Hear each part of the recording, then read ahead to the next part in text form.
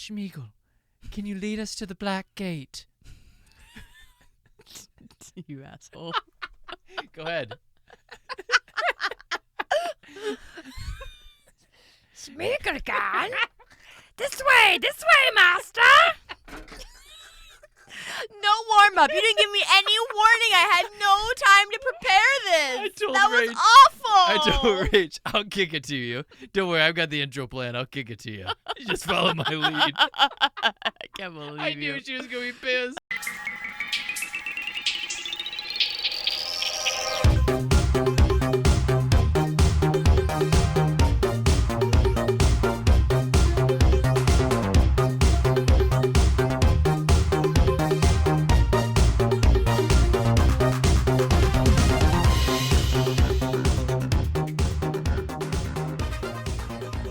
Oh, man. That was rough. Sorry, everybody. That's a perfect beginning.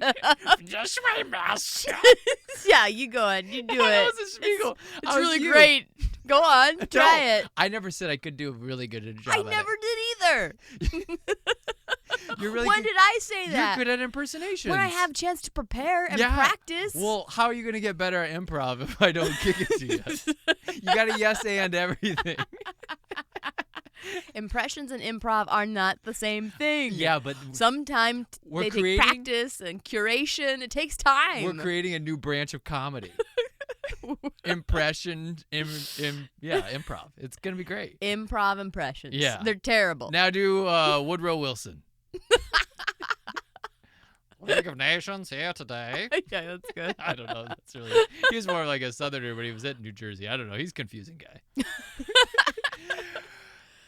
Folks, this is our last episode of season 7. Summer, where'd you go? So long, sweet summer. Oh, it breaks my heart. I can't believe we're here. Yeah. Oh. Because you know what this means? We gotta go back to work. We gotta go back to work. Oh, no. Yeah. Say it isn't so. Yep. I know everyone who works year round is like major eye roll. I get it. They hate us. You're not wrong to feel that way, but for those of you who do have a similar setup, man, August, it's like one long Sunday night. Yeah, it is hard. I actually, last night, I didn't sleep very well. Because you were thinking about going back to school? Because I have all this stuff that was planned for August 1st. We're recording this on August 1st, by the way. And I had all this stuff planned to do for back to school stuff on August 1st. And it was the eve of August 1st. And so now it's just like one stress pit as we get ready for it. One giant cesspool of stress just mixing all up there with all of my aspirations, hopes, and dreams. I hate this. I want summer forever. Summer forever. And then we kept summers off forever. That's all right. Fall is great, too. We love the fall. We love our Halloween episode. We have things. Yeah, that's true. And I There's already know what we're doing for my Halloween episode. We'll see if Rach wants to do another one. We're going to do Talk to Me. No, Yep. absolutely not. Too scary. We're going to do the series Haunting of Hill House. No. 10 episodes, Listeners, 10 hours. no, these are not true. This is not happening. We are going to do the entire Friday the 13th series. God, no, that just sounds boring. No, it won't be boring. It won't be boring. It's going to be fun. So we have a lot of fun things in store for you So for much Halloween. coming your way. Yep. Fear not, everyone. We'll all go back to work together. Rach, what was your favorite part about season 7? Oh, man. Season 7. What'd you enjoy with our folks? Well, I enjoyed, this was the first time that we got to pod in our new house in Illinois, in our new closet. So that took some getting used to. It's a bit tighter, a little bit more snug than our last closet, but it still works. I almost feel like it's roomier than our last closet. Do you? Yeah. It might be, but like the way that we angle our chairs, I feel like we're a little bit more limited in that. Maybe not. Maybe it's exactly the same. I could be wrong. Yeah, I think it's better. I don't know if the sound quality is quite as good as the last one. The last one had primo. It was like jam-packed with clothes, and you'd enter into this soft, muffled spaces. A little cocoon. Yeah, of it was a clothing. cocoon of voiceover heaven, is what it was. And this one's just it's pretty good. It's like 3 sides, but then we have one side that's not as good. I think it's fine, though. Yeah, I think as a season, though, I had a great time. I mean, we went to a lot of different places. We went for the nostalgia. We had that bonus Independence Day episode with Andy that was super fun. So, all in all, I had a really good time this season. I did, too. How about you? I did, too, and it just, at the end of the season, instead of being like, oh, glad that's done, I instantly was thinking while we were watching these movies yesterday, I was like, what are you going to do next season? Already? And I was instantly like starting to put a couple into the yes, we're going to do that Wow. list. So already I've already planning. got it curated. Look at you. Don't worry, folks. I've got enough for at least 7 more seasons. I was looking at Rach's list, though. She's getting low. I'm going to have to start doing some newer films. I made that list years ago, and since then I have watched many a film that you have not, so I might have some more current watches on there, which will be fun. Sweet. I think. Yeah, but I think that will be a good time. Don't worry. I can keep up with you. I got plenty to educate you on. We'll see. I mean, Neverending Story 2 isn't going to watch itself. God, let's hope it watches itself. Rach. We watched Lord of the Rings, Fellowship of the Ring. That was our season opener this season.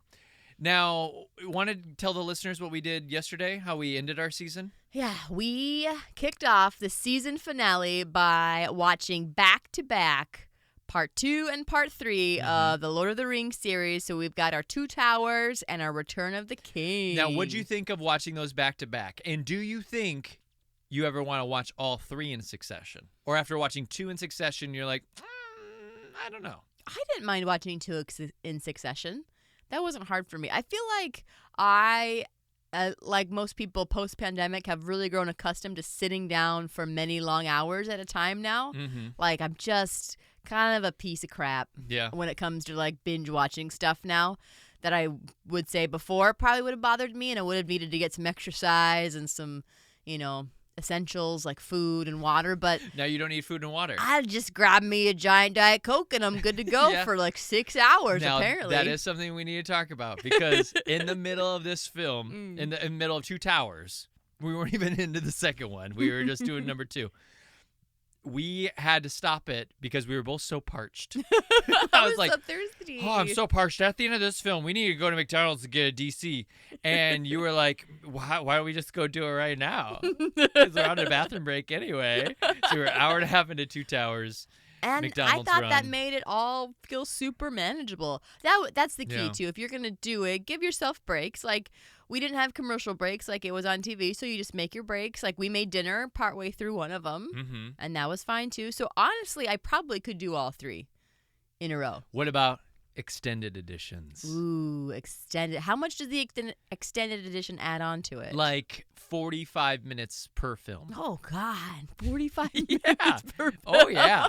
It might be a full hour. Ooh. I'm going to give a tentative yes with the break still. And honestly, it would be kind of interesting because it's a 45 that I'm probably not as accustomed to.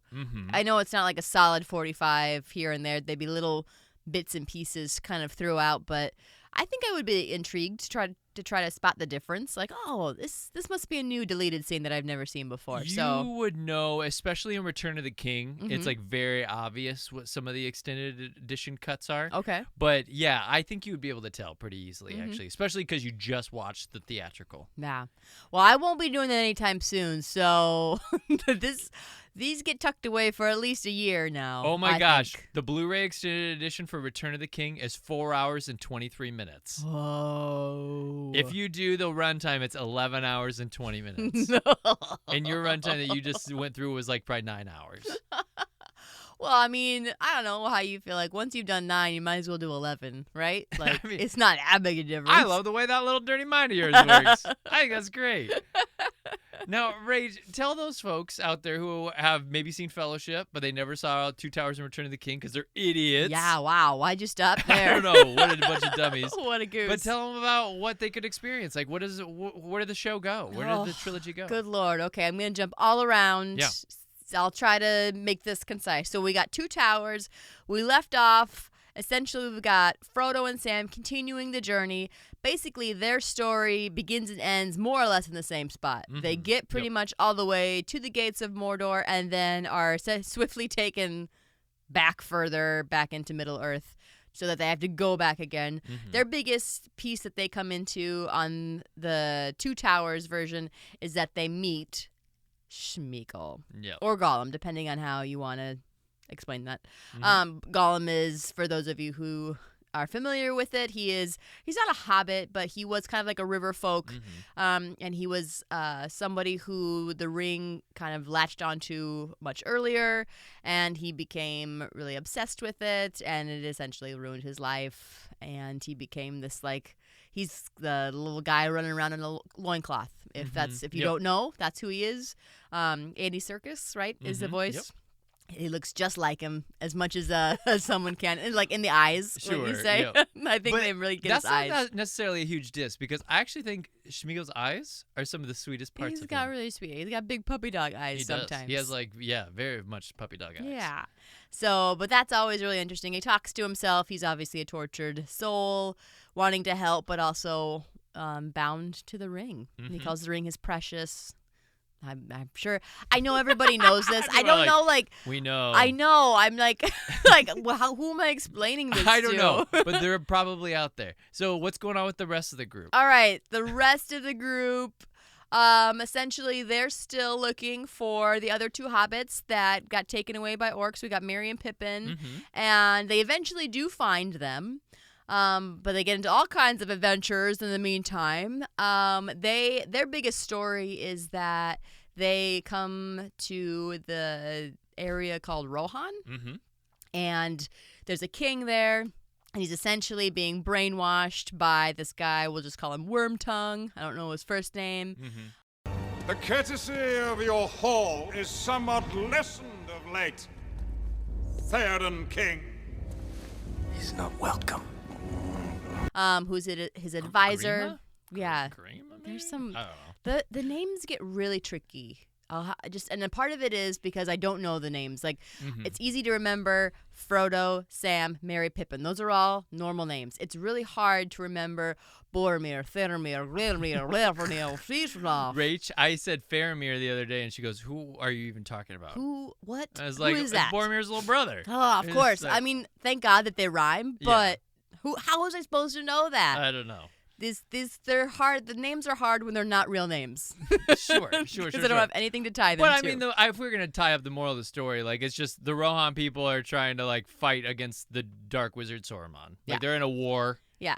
They come and help out that bringing war. the Dark Wizard Saruman down is kind of the part of the big theme of Two Towers. Yep. Essentially, right? So we're kind of like the first boss battle Yep. happens in Two Towers. We have the big fight for Helm's Deep in that one. We'll get the gang all together again. Super exciting. Only to then jump into Return of the King. Here we are.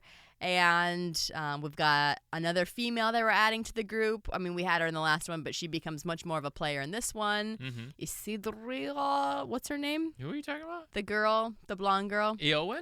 Eowyn. Don't look at me like that's crazy. What do you think her name was? Isidria. Isildur? Isidria. Isildria? Isengard. Isildur was. Isildur. See, these are hard names. Those are hard names. Yeah, that's Aragorn's Misanthrop. great grandfather. Yeah, Misanthrop. Is that what you said? Yeah, is that the name? No, Mithrandir is what they call him. Gandalf. God. Yeah, there's a lot of weird shit. A lot. So, I mean, yeah, you're facing one baddie in Two Towers. Yeah. And then you're going to go fight the big You get the big boss baddie. battle. Frodo and Sam finally make it to Mount Doom, the big volcano, the only place that this ring of power can be destroyed. And they destroy it. Spoiler alert, the ring is melted. Boom. Ba-boom goes the dynamite, and ba-boom goes the mountain. Yep. And then But nobody dies. Thank nobody God. dies. Thanks for the Eagles. We could use one more death, I think, out of the core group. Who do you want to kill? This is actually something you brought up in the last episode. Did I? re-listened. You said that there were two people you were gonna off, Who was I gonna and I just want to I revisit don't even it. remember that. So Boromir died in the first one, Yeah, right? yeah. He's part of the Fellowship. Yep. Boom, he's gone. He's gone. Toasted. Boom, you're dead. So Who you want to else? kill one other person. I mean, Gandalf technically dies. Technically dies, but then he Goes is back- resurrected. Now he's Gandalf the White. He's so Gandalf he's the Jesus. He's back. Yep. Yep. Very and cool. then so who do you want to murder? You know who you gotta be. Who? It's gotta be one of the hobbits. Yeah. It's gotta be Merry or Pippin. Which one? Probably. Honestly, I don't know the difference between them. You don't know which one's which? I don't know which one's Pippin's which. the one is like first breakfast, second That breakfast. one. It's Pippin. He's the one the baby. who sings the song Yeah. in Gundor. He's too sweet. He's too He sweet. dies. Yeah, his He has to die. innocence. Yeah. He's like the most childlike of the four. And he dies. Yeah, Pippin dies. Now, in the last episode, you said you wanted to kill Merry and Pippin. Oh, I did? Yeah, you said kill them both. You said one dies, and then the other one dies avenging his death.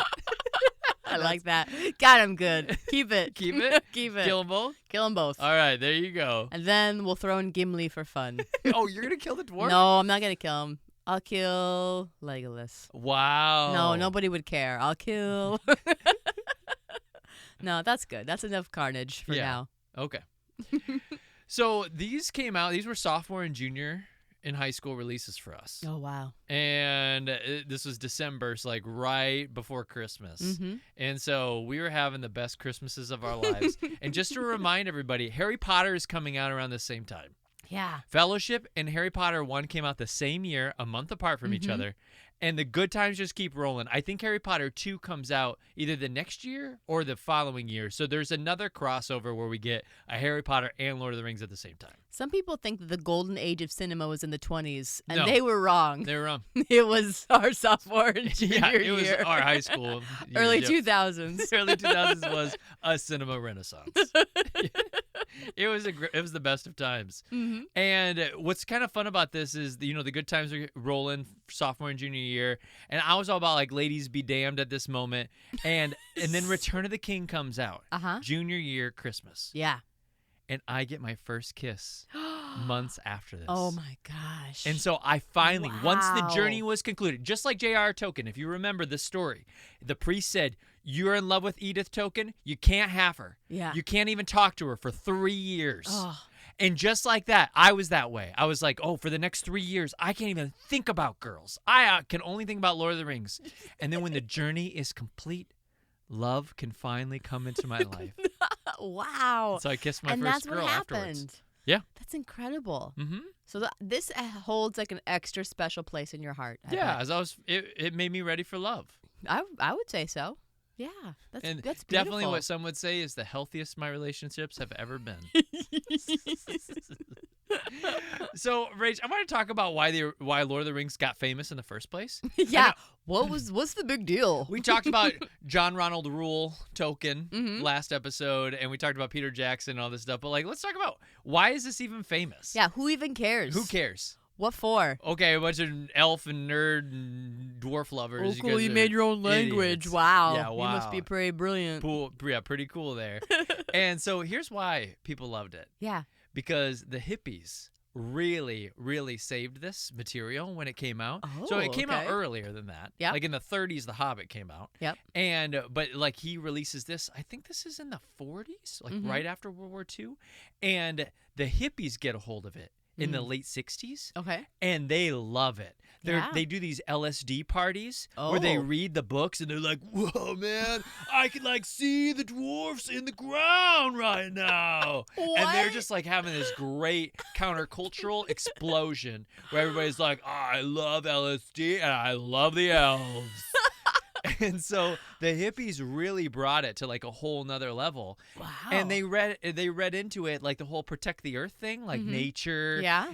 down Big with themes. industrialization, down with capitalization. It's Yeah. about spirituality, and it's about nature and love of the earth, all that kind of stuff. Tech is bad. That it became this huge thing. And then music groups like Led Zeppelin would write songs about Lord of the Rings, like the Misty Mountain Hop. Rach, Misty Mountain Hop? how does the Misty Mountain Hop go? You said it's a Led Zeppelin song? It's a Led Zeppelin song. You look like you were about to sing. You've got it on the tip of your tongue. I'll let you start it and I'll finish it. Go on. I'll start with the guitar yeah, part. go ahead.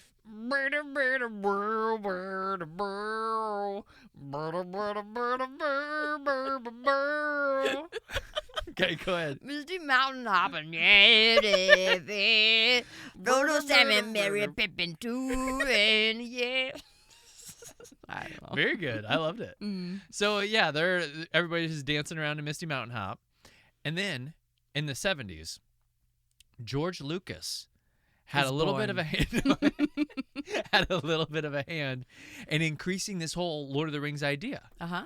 Because he based Star Wars off of Lord of the Rings. What? The whole idea, he loved Say more. He loved Lord of the Rings, Uh-huh. and then he used it to kind of influence how he thought of Star Wars. This whole universe, different languages, different species, more of a sci-fi than like a fantasy realm. Uh-huh. And he's like trying to create this whole world just like Tolkien did. Uh-huh. And he's like, and then what is the, like, somebody gets chosen who doesn't know that they're kind of the chosen one, like in a Frodo and a Luke Skywalker kind of thing. And then he's got like a companion, like a troop of friends that are all helping him.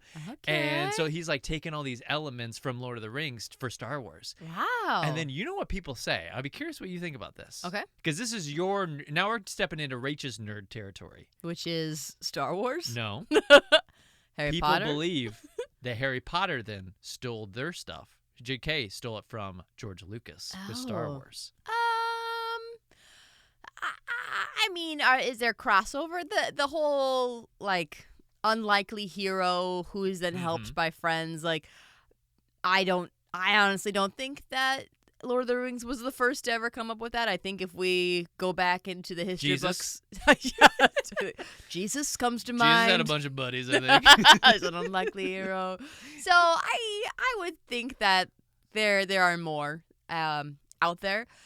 And I don't think you can always like throw everything back to that. But You don't the think themes, Lord of the Rings starts everything? I don't. I could be wrong. Could be wrong. Like, what are you arguing? Like a Shakespeare or like Odyssey from Homer or like? Iliad. I don't know. Yeah. What do you? I'm not as familiar with the ancient text, but Okay. if doing Rockadoodle has taught me anything, the fact that originated from a medieval text called Chanticleer and the Fox, then yeah, there's probably something back there that pulls from the same themes. And Tolkien, his specialty, his expertise was Beowulf. Beowulf. And so he probably drew a lot from Beowulf too. There's probably other stories in there, but like, do we love an underdog story? Yeah, of course we do. So there are similarities in that. We love an unlikely hero, and every man coming into power, having to be like the chosen. So I guess that theme could be tied back to this. But the worlds that the stories live in and all of that's all their own. So okay, I'm gonna put you in a hypothetical. Okay. So you're Which one do I want to write You're out at of all a- of these? you're I at would an- like to write Harry Potter. okay. You're at Okay. a nerd convention. I already knew that answer. I know. The people didn't. You're at a nerd convention, Yes. and so some Star Wars guy comes up to you and he's like, "Hey, what are you here for?" And you say, "I'm here because I'm a huge Harry Potter fan." You've got all your gear on and everything. You idiot, of course. He's dressed up like a stormtrooper. Yeah, and he goes, looks real cool too. Yeah, he looks awesome. He's like, he points his little laser at you or whatever, his gun, and he goes, "You know that J.K. stole all that from George Lucas, don't you?" Mm-hmm. What's your rebuttal? You know that George Lucas stole all that from Tolkien, don't you? Boosh. And you know that Tolkien stole that from Jesus, don't you? No, Tolkien stole all that from World War I. What do you think about that? So So you're just gonna keep going down I'm the just timeline gonna keep with going down. I'm just schooling him. him. Just owning him School over and over School, again. Yeah, over and over again. And I won't stop until I hit where it came from. And I don't know because I haven't done the research yet. But you got to get prepared. I gotta prep for this nerd convention. Yeah. Yeah. Would you ever go to a nerd convention? Of course. What would you dress up like? Harry Potter. You'd be Harry Potter. You'd have the lightning bolt. Yeah. Why not?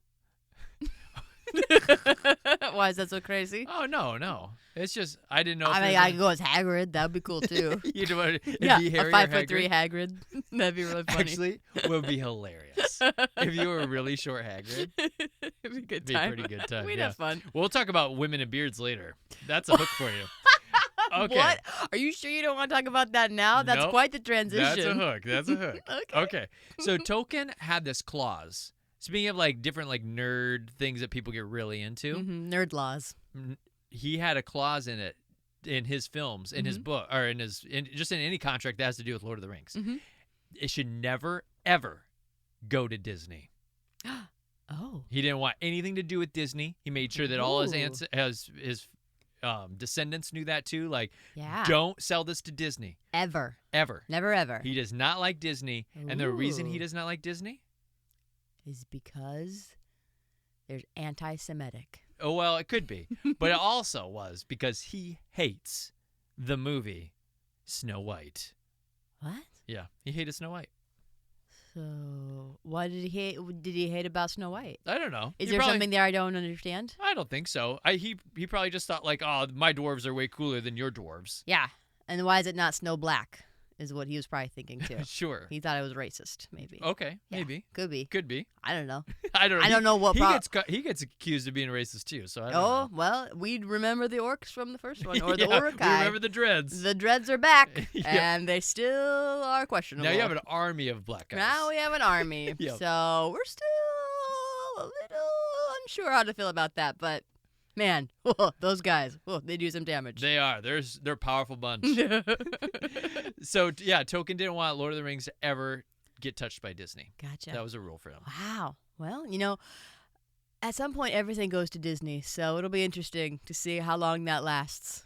You think that Disney's gonna buy Freddy Krueger? Disney's and then going to they'll buy everything at some point, Yeah. secretively or publicly. We won't know. I think it may already own it, Mm-hmm. but we just don't know about it yet. Oh, okay. It's a like a secret. back channel thing. Yeah, it's like a secret Disney thing that just buys up all the things that are said, like, hey, don't ever sell this to Disney. And then there's this, like, secret Disney company that they don't know is Disney that bought Mhm. them. But it's really Disney. Oh, In gotcha. disguise. Do you feel like you're okay with Disney owning the world? I think there are worse things to own the world. No, I think so too. That's why I asked. If I had to get taken over by something, I guess I would pick the end of the world of the days being Disney themed. Yeah. That'd be all right. If you had to have a corporation come in and dictate your life to you, Yeah. you'd pick I'm Disney? not saying it's good, but if I had to pick one, there are worse things. Yeah, I think so too. I think the logos are all really cute. Like, okay, I get on board. So, Rach, when Sir Ian McKellen, let's go into some casting stuff. I know we did a ton of casting. I've just got some odds and ends. There are people that I missed the first time around. Yeah. I'm just going to hit them now. So then you can have this complete saga. You can be like, yes, I can finally rest. Oh, thank God I hit Knowing it. how Sean Astin got into this movie. I was going crazy. Sam. What we need's a few good taters. What's taters, precious? What's taters, huh? Potatoes. Boil them, mash them, stick them in a stew. Sean Astin actually did not want to play Sam. Oh, who did he want to play? He had done the Goonies in 85. Mhm. He did Rudy in 93. And he thought that he should be up for. Boromir. Nope. Close. Faramir. Nope. Faramir. It's a TH and an F, right? No. Who are Oh. you talking about? I thought there was a maybe that's a lisp I was picking up on. No, it's just Boromir and Faramir. Not Faramir. There's not a TH. No, I think their dad has a different name. Mm-hmm. It's like Demonor or something like that. But anyways, Sean Astin wanted to play Aragorn. He's like, I'm an Aragorn. Oh. I'm not a Sam. Oh, honey. No. Bless his heart. He thought he was way cooler. He than a is way Sam. cool. I mean, we saw him in, what's the show that was really popular and it's finally Stranger Things? Stranger Things. Like, he had an awesome death. He was a hero, but he's also an unlikely hero. That's Yeah, who he is. that's who he is. That's And the that's best what- part of it. And guess how he got famous? Like off of Goonies and Rudy. What does he play? An unlikely hero. That's your type, babe. Yep, it's that's okay. who he is. I think it's a cool type. It's not that people can't move out of types in and out, and it's not that we as a society can't like think of you in different ways, but like Mm-hmm. it's Aragorn, sweetie. It's Aragorn. No. Yeah. So, Legolas can't be Aragorn. Like, you can't be Aragorn. No one can be Aragorn, but Aragorn. so he gets put into the Sam role, but he faced somebody in a bunch of callbacks. A famous comedian, late night Mm-hmm. talk show host. Mm-hmm. They dueled multiple callbacks rounds. Eddie Murphy. No. Nope. James Corden. Oh, really? Yeah. Oh, young James Corden. Young James Corden and Interesting. him dueling. Very similar. Yeah. Very similar. Mm-hmm. I could see it. I bet people get them confused. I was just thinking about Sure. that. Don't you think? Maybe. Yeah. I mean, but for a while there, like Sean Astin after this, do you remember him in 50 First Dates? He gets kind of buff. I forgot about it. Yeah. He's got that lisp. He's so silly, and he's wearing I got a mesh 5% body tank fat top. right now. Yep. That's true. So I want to talk a little bit about Gandalf. Okay. So we talked about how Ian McKellen scored the role, Mm-hmm. but when he got cast in this, he was trying to figure out how he was going to approach this character.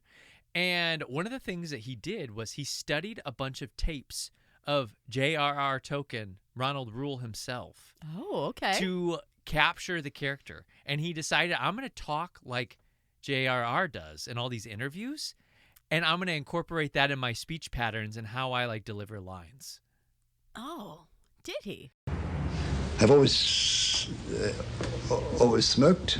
I sometimes smoke beyond the point when you enjoy it, which is silly, but I do smoke and enjoy it. And as a matter of fact, it's now so tied to writing that I can't write without it.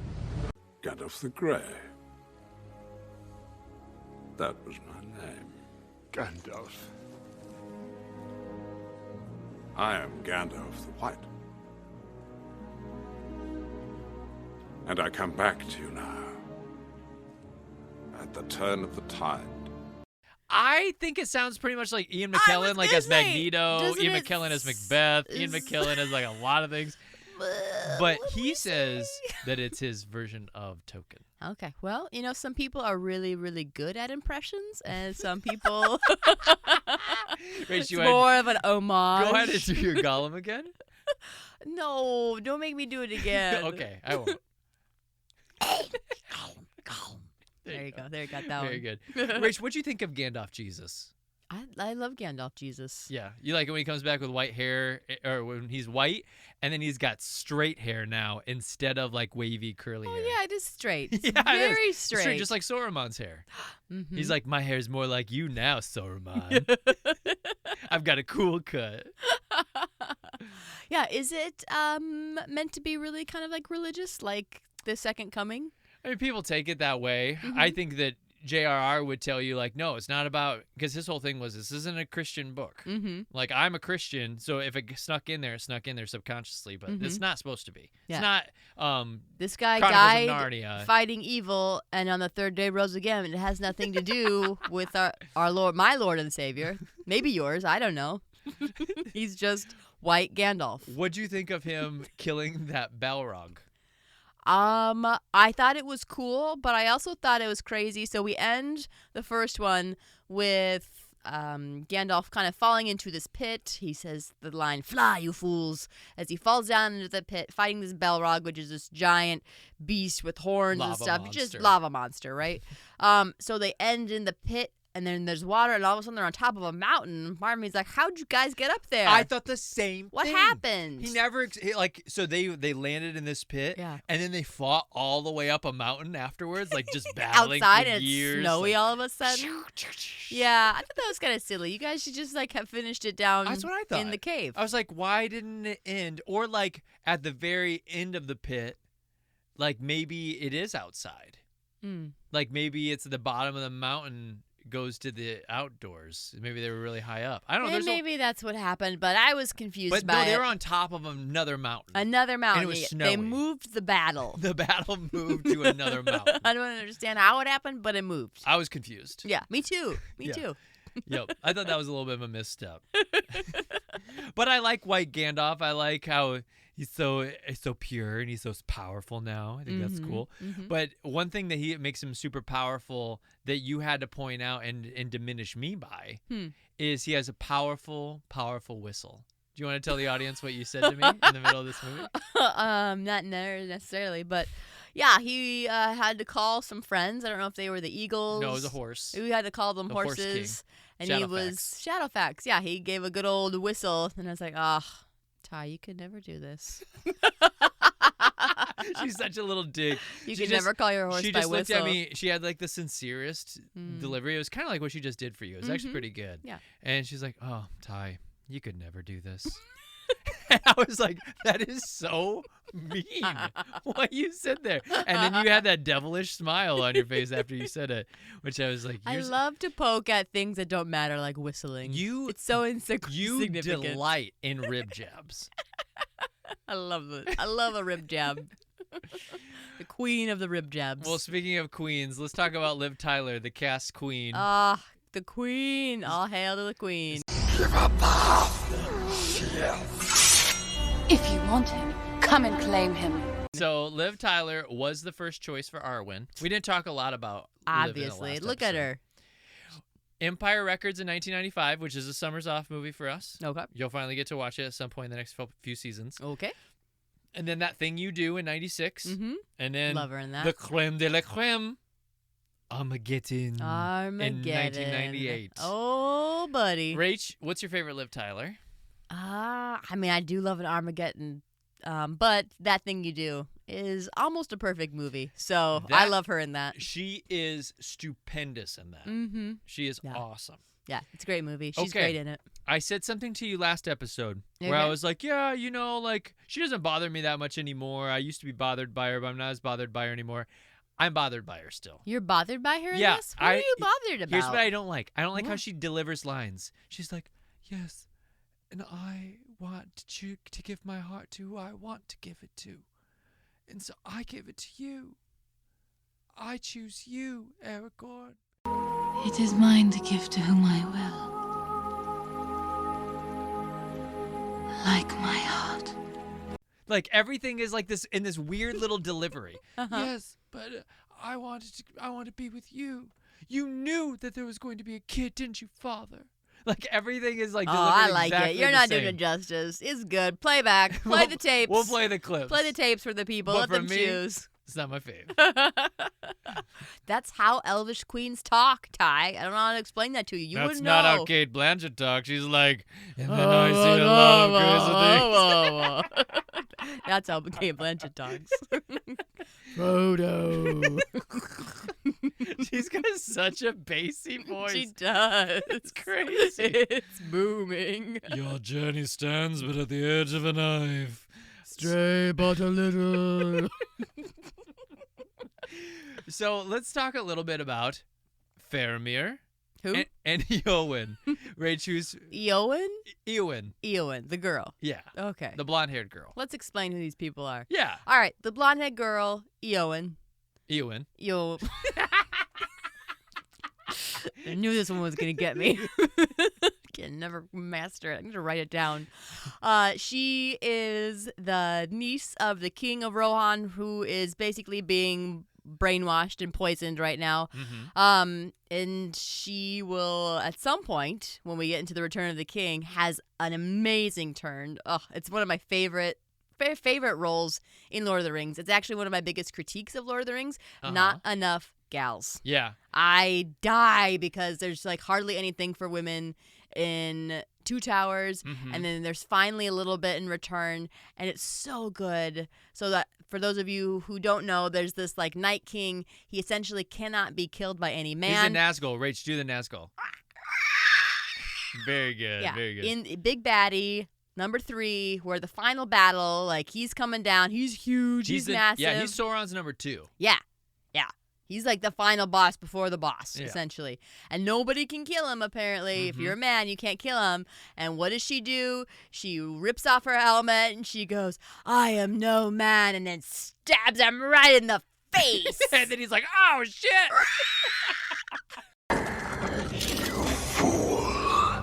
No man can kill me.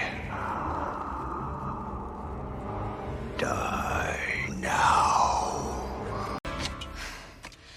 I am no man.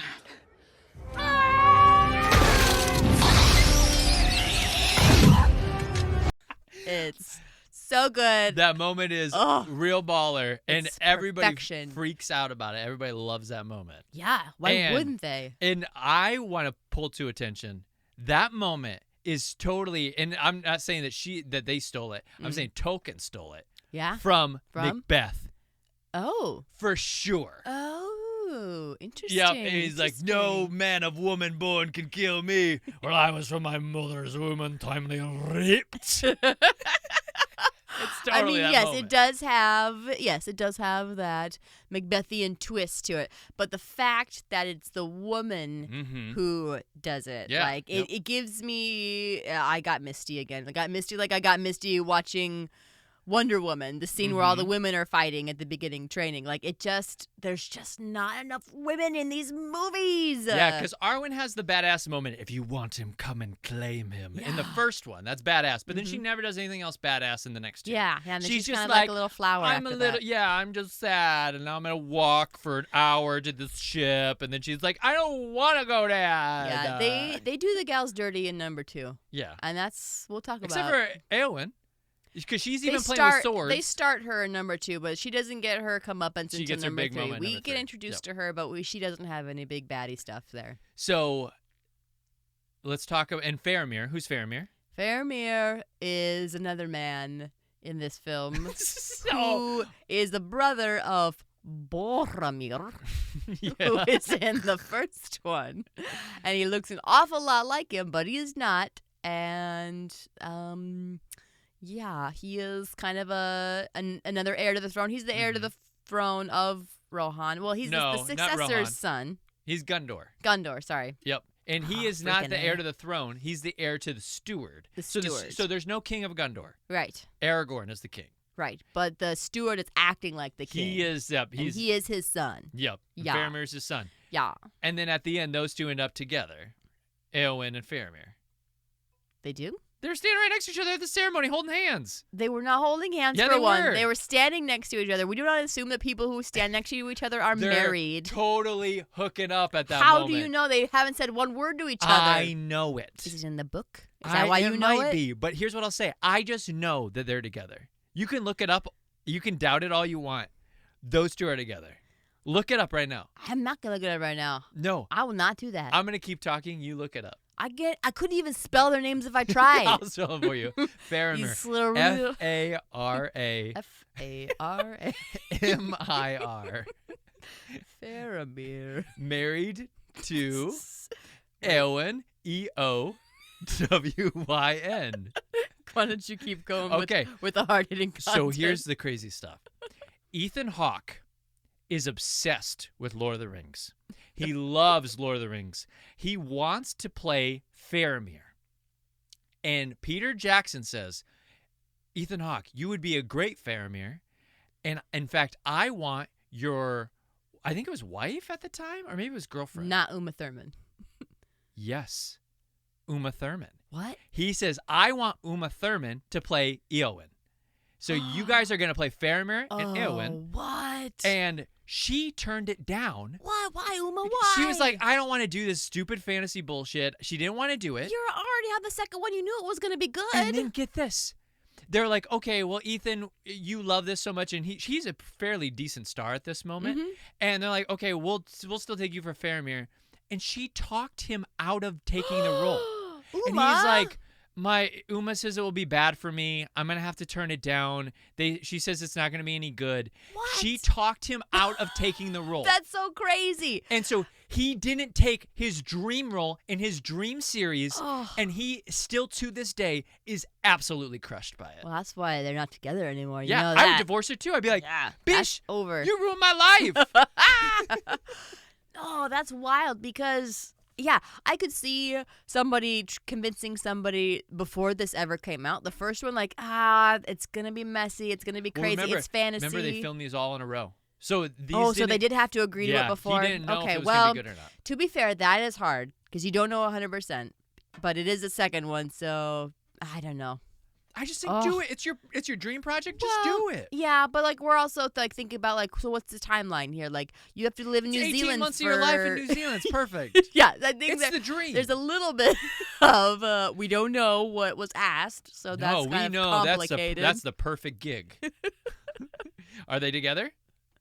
Here's a Reddit article. The title of it says, "Would Denethor have approved of Faramir and Eowyn's marriage?" Token fans. So they got married then. Do Faramir and Eowyn get married? I'll read this to you. No, don't. It sounds like Yeah, it looks like it. It's gonna be boring. Yeah, it nerd, looks. nerd You're right. lore. You're right. It looks like it. I will be a shield maiden no more, nor vie with the great riders, nor take joy only in the songs of slaying. I will be a healer and love all things that grow and are not barren. I don't know why that's supposed to be helpful. Yep, she did it. She Yep. became a wife. Sounds like she did it. All right, very good. So they go with Australian Miranda Otto Okay. after Uma Thurman turns it down. Mm-hmm. And she ends up playing Eowyn. And she was in Thin Red Line before this. Okay. She's in What Lies Beneath. Oh, she is? She's the next door neighbor in that one. Oh, okay. Yep. I actually don't really remember her in Thin Red Line. I'll be honest. I only really remember a few moments in that movie. It's a fairly good movie, but it's just long. Yeah.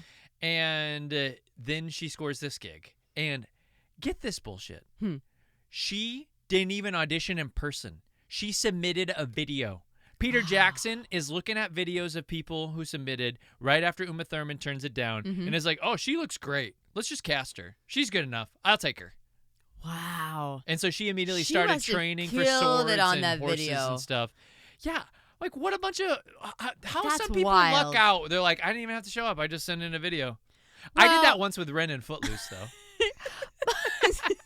She had already done 2 movies, so that's helpful too. Had Yeah. he seen those, I think he could have gotten a sense of it, but that's also an assumption. He probably didn't see those either. Or maybe he just saw her resume and was like, she obviously was in some good stuff, so she can do it. She can handle it. Well, after this, she's in War of the Worlds with Tom Cruise. Okay. And then she is in future Summer's Off movie for Halloween, Talk to Me. She's in Talk to Me? Yep. That's why Ugh. we're going to watch it. I would almost go with you on that journey because I do enjoy her, but no, I cannot. So let me ask you this. Mm-hmm. Who's better between her and Liv Tyler? I think she has more to work with Yeah. in this, she so off of that, but Liv Tyler in That Thing You Do is also really, really good. Well, that's so, not what I'm asking. That's not what But you're asking in this. I'm asking this. In this one, she's got the better role. She's got, like, if I had to choose somebody to be in, I would want to be her. in Okay. this. Now you get to cosplay somebody. Who do you choose? Her still. You choose Eowyn? Hell yeah. And then which version of her do you choose? In the dress? Is she in her knight outfit? Is she like riding on the horse? That's a great question. I got to cosplay this. Yeah. Well, that's going to be very heavy, so I probably am not going to do Well, you all. I'll do part of the armor. I'm going to do the dress with, like, some armor over top of it, so you know I'm a lady knight. Very cool. Yeah, I think that'll go over well at Nerd Kingdom.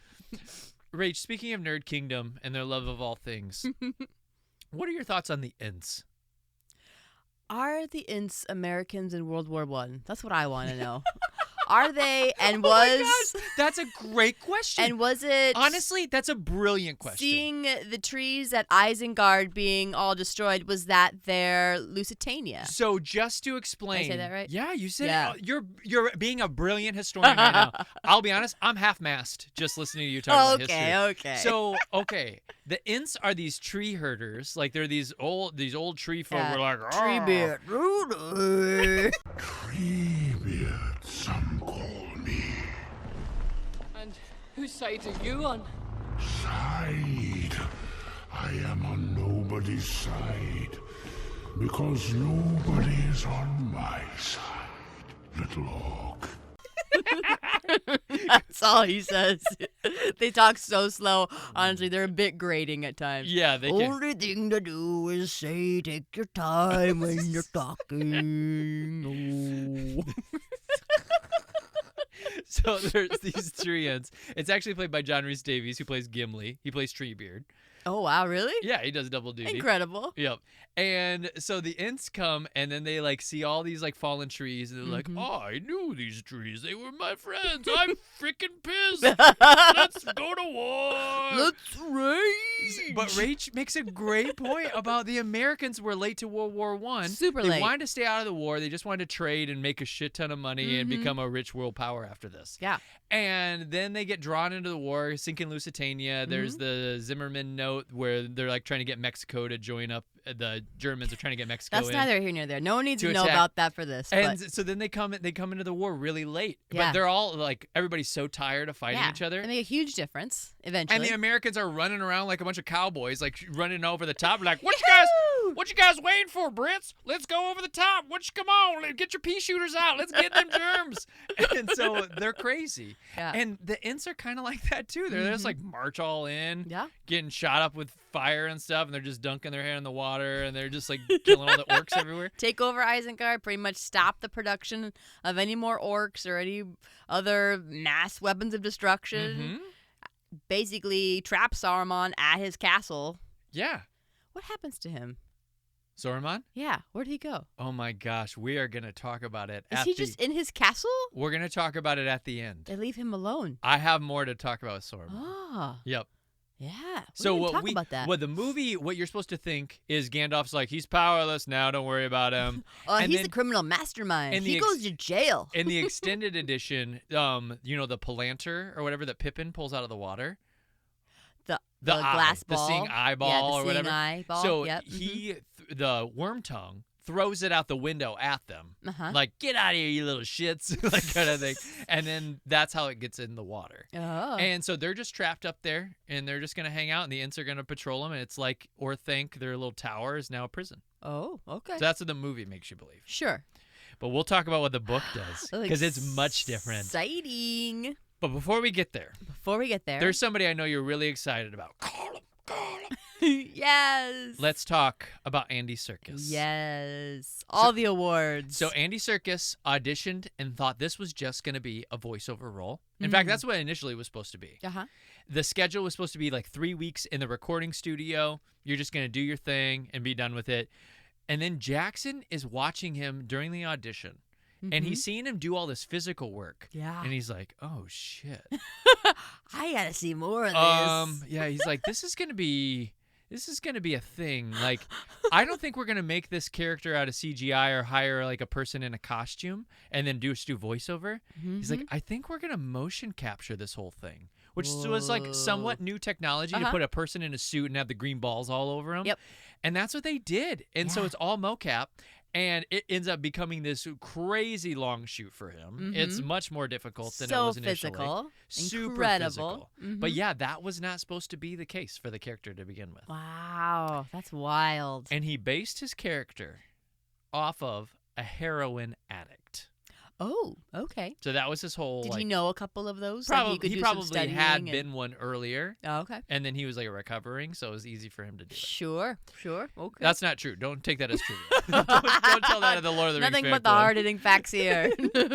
One thing that really stood out to me in this last time watching it is just how much him and Frodo like look at each other sometimes as like reflections of each other. Yeah. And like Frodo even has that mirroring. line where he goes, I have to believe that he can be good, because if he can't be good, then I won't. Like, then he can come back. I can't come back either. Like, if he can't come back, I can't come back. Yeah. And I was like, oh my gosh, that is like a brilliant thing to say. Yeah. I was really riveted by that whole Had you sequence. not like processed that before? I don't think to the extent that I did this last time. Yeah, the fear is that he sees himself like being that obsessed with this, and so he has to believe that there's a reality where he can walk away and be normal and not possessed again. Yep. But who knows if that ever comes about. I mean, Frodo's always rubbing his arm at the end of the movie. He's like, oh, my arm still hurts. It's hard for me to write as long as my arm is always hurting.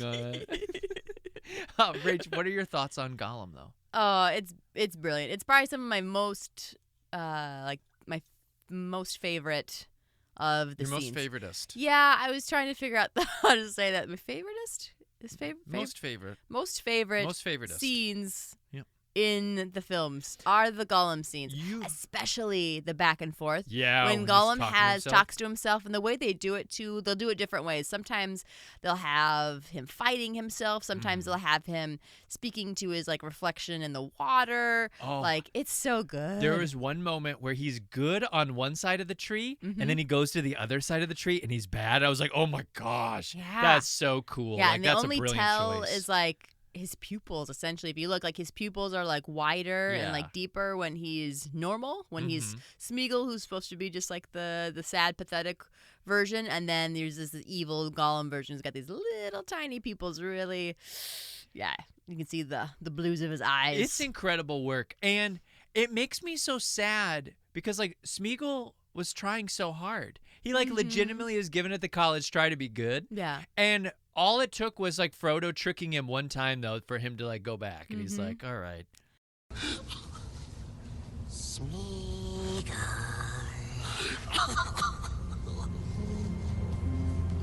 Why does he cry, Smeagol? Crawling on the hearts of his master tricksters. Of course he told you he was tricksy. I told you he was false. Master is our friend. Our friend. Master betrayed us. No, it's business. Leave us alone. Filthy little hobbitses. They stole it from us. No. What did they steal? My precious.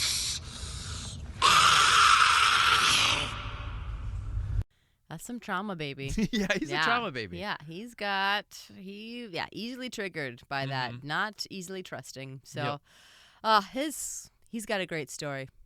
I think he deserves his own movie too. Yeah, he has his own video game. How do you feel about that? Oh, what would It that didn't look do very like? good. Yeah, He was sneaking around, Yeah. doing weird shit, killing some orcs. being sneaky. Yeah. And you mentioned that you thought he should have gotten an award. He's actually a snub. He did not get up for Best really? Supporting Actor. This was the year for Return of the King, that Mystic River that Tim Robbins won. Oh, okay. And it was really good. Mm-hmm. But I think Andy Serkis deserves it because of all the crazy physical and vocal work. Was he does. nominated at least? No, he didn't even He get a wasn't nom. even nommed? He got Oh. totally snubbed. I know, because people could say well, it's it's not Mocap. you, it's all CGI or whatever. It's yeah, but Had to get nommed. it's so much of that was him. He created that out of not nothing, because he obviously has source material, but it's iconic. That when you think of Lord of the Rings, you maybe think of Elijah Wood, and then the second person you think about, unless you're me, is Smeagol. So, Rach, I want to go to talk about filming now a little bit. Okay. And we'll go through both films and stuff, and just know that we're going to have a little bouncing back and forth Sure, it'll be session fluid. for a lot of this as we hit both of these films. So, I mentioned last time about how many times people got injured on set, the hobbits, prosthetic foot. Yeah, those feet. Twigs Not going thick through enough. them, impaling their legs, Frodo biffing it off the dock, trying to make the jump to the Buckleberry Ferry, all kinds of fun stuff. Well, the hurts keep on coming. Oh, yeah. And one of those hurts comes from Viggo when they're trying to chase after the hobbits. And I think you already knew this trivia because you pointed it out when we were watching. And there is this moment where he gets really frustrated. He thinks that Merry and Pippin just got burned to death. Yeah. Yep. And what's he do? He kicks a helmet. Yep. So here's the story behind that.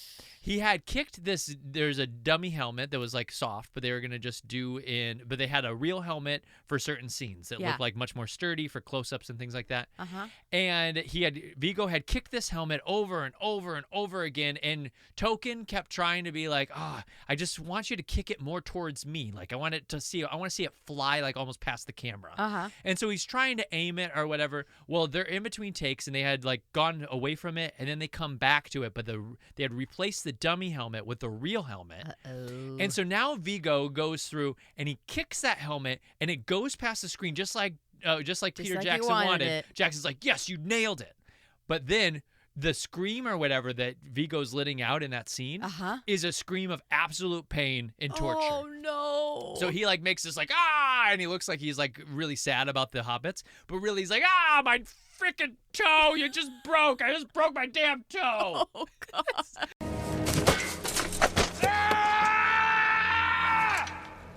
So he breaks his toe, and shit. I don't know which one of the piggies it was, but one of them gets broken. But pinky toes? Then he continues on. He goes to the doctor, gets they can't do a shit ton for a toe. No. Toe breaks, there's nothing. There's Yeah. not a splint for your toe. I thought don't think. I severely injured a toe, and it wasn't broken. But he even told me, he's all we're gonna do is tape it to the other toe, Yeah. and it's just gonna stick around in your shoe, and you're not allowed to really do a lot. It's gonna hurt for a while. Yeah. And so Viggo just had to deal with the pain. Oh. But then he's continuing on. He's doing a bunch of fight scenes, right? And he gets a tooth knocked out during one of the fight scenes. What? And so they super glue it. What? That he goes to the dentist over lunch, and they super glue the tooth back into place. Oh, good Lord. And he was back in action after the break, Stop. which is a total beast move. Whoa. So he's got a broken toe now. He just got his tooth replaced, and then there's a scene where Aragorn, Legolas, and Gimli, where they're all running around like on top of mountains and stuff. Mm-hmm. At that point, when they're filming that, all three of them are injured. Mm-hmm. So Aragorn's got the broken toe, had the tooth replaced. Legolas Orlando Bloom had fallen off of a horse earlier in the shoot, and he cracked a rib. So he's got a he's got a cracked you know rib. what that feels like. I do. You can't breathe. That You can't take a hurts. big deep breath. Mhm. It's so painful to run. Yeah. I had to bike for a while because I couldn't run. Yeah. And so he's trying to run around with a broken rib. Oh gosh. And then John Rhys Davis isn't actually doing the running, but his stunt double is. Uh-huh. And his stunt double had both knees were shot and were in need of surgery by this time of the shoot. And so he's got these bum knees that he's running around on. And so they're all doing all this running all day on set. And they're gosh. all three in so much pain. And like, damn, we're just getting our asses kicked on this set. Wow. I mean, I'm tired in Two Towers when they're running most of the time, when it's like 3 days of running and no food. Like, I feel it. So I don't know if it was their acting or just like the circumstances that they were in, but that was conveyed very clearly to me that we is tired. Mm-hmm. So tired. For sure. So, Rach, if you had the opportunity, I've never ridden a horse by myself because nobody trusts me to like let go of the freaking rope. Poor Ty. So, you really need to ride a horse. It's my dream. My dream is to sail a boat and to ride a horse, and I We haven't done either one. Need to get that checked off for you very soon. I think they're fairly simple asks, but nobody's ever trusted me to do that. And so they asked people for the Rohan scene because they needed all these riders. They needed all these horses. They didn't want to do it all CGI.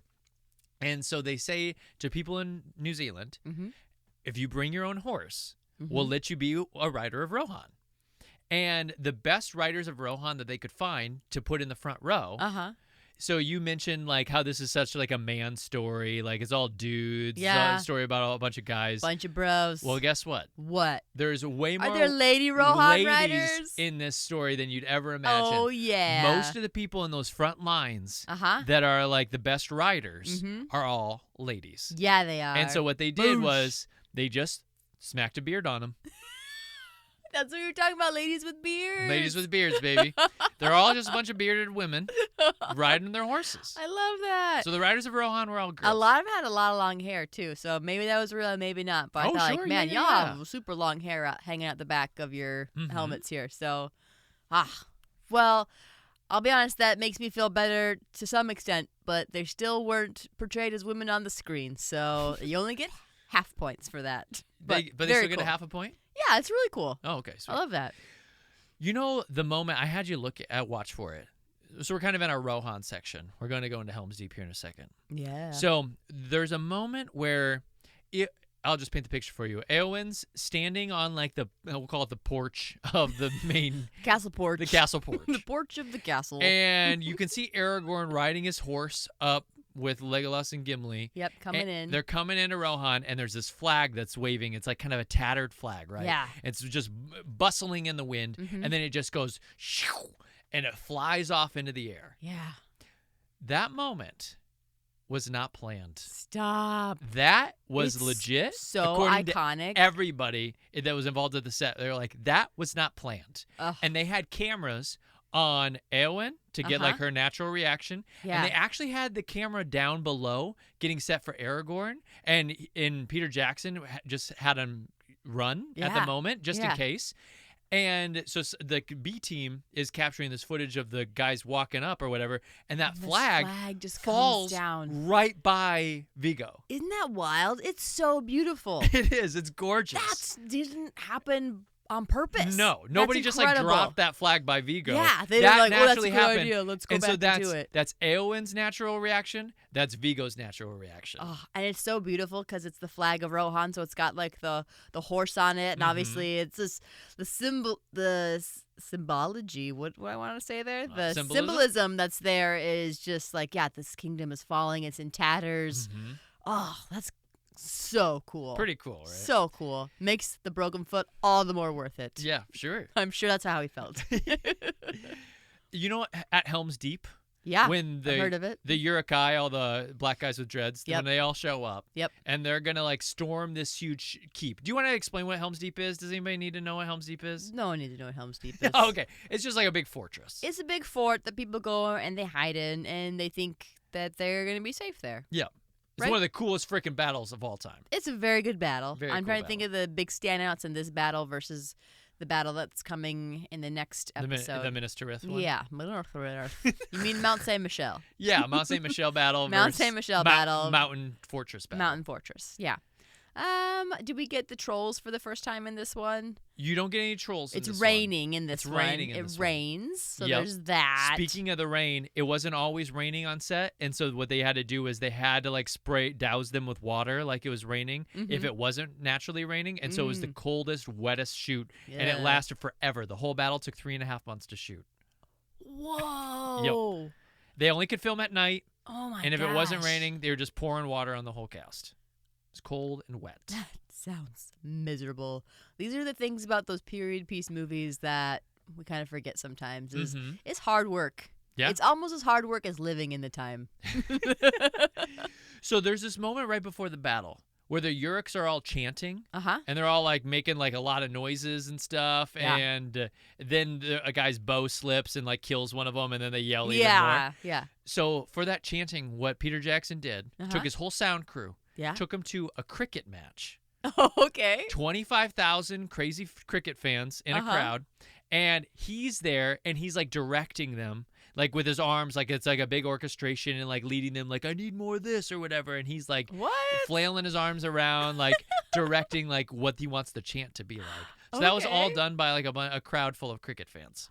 I mean, that's really cool. Was it necessary? I I don't don't know. know. I don't know enough about sound to know if That's a that's question what you for need to for do. the pros.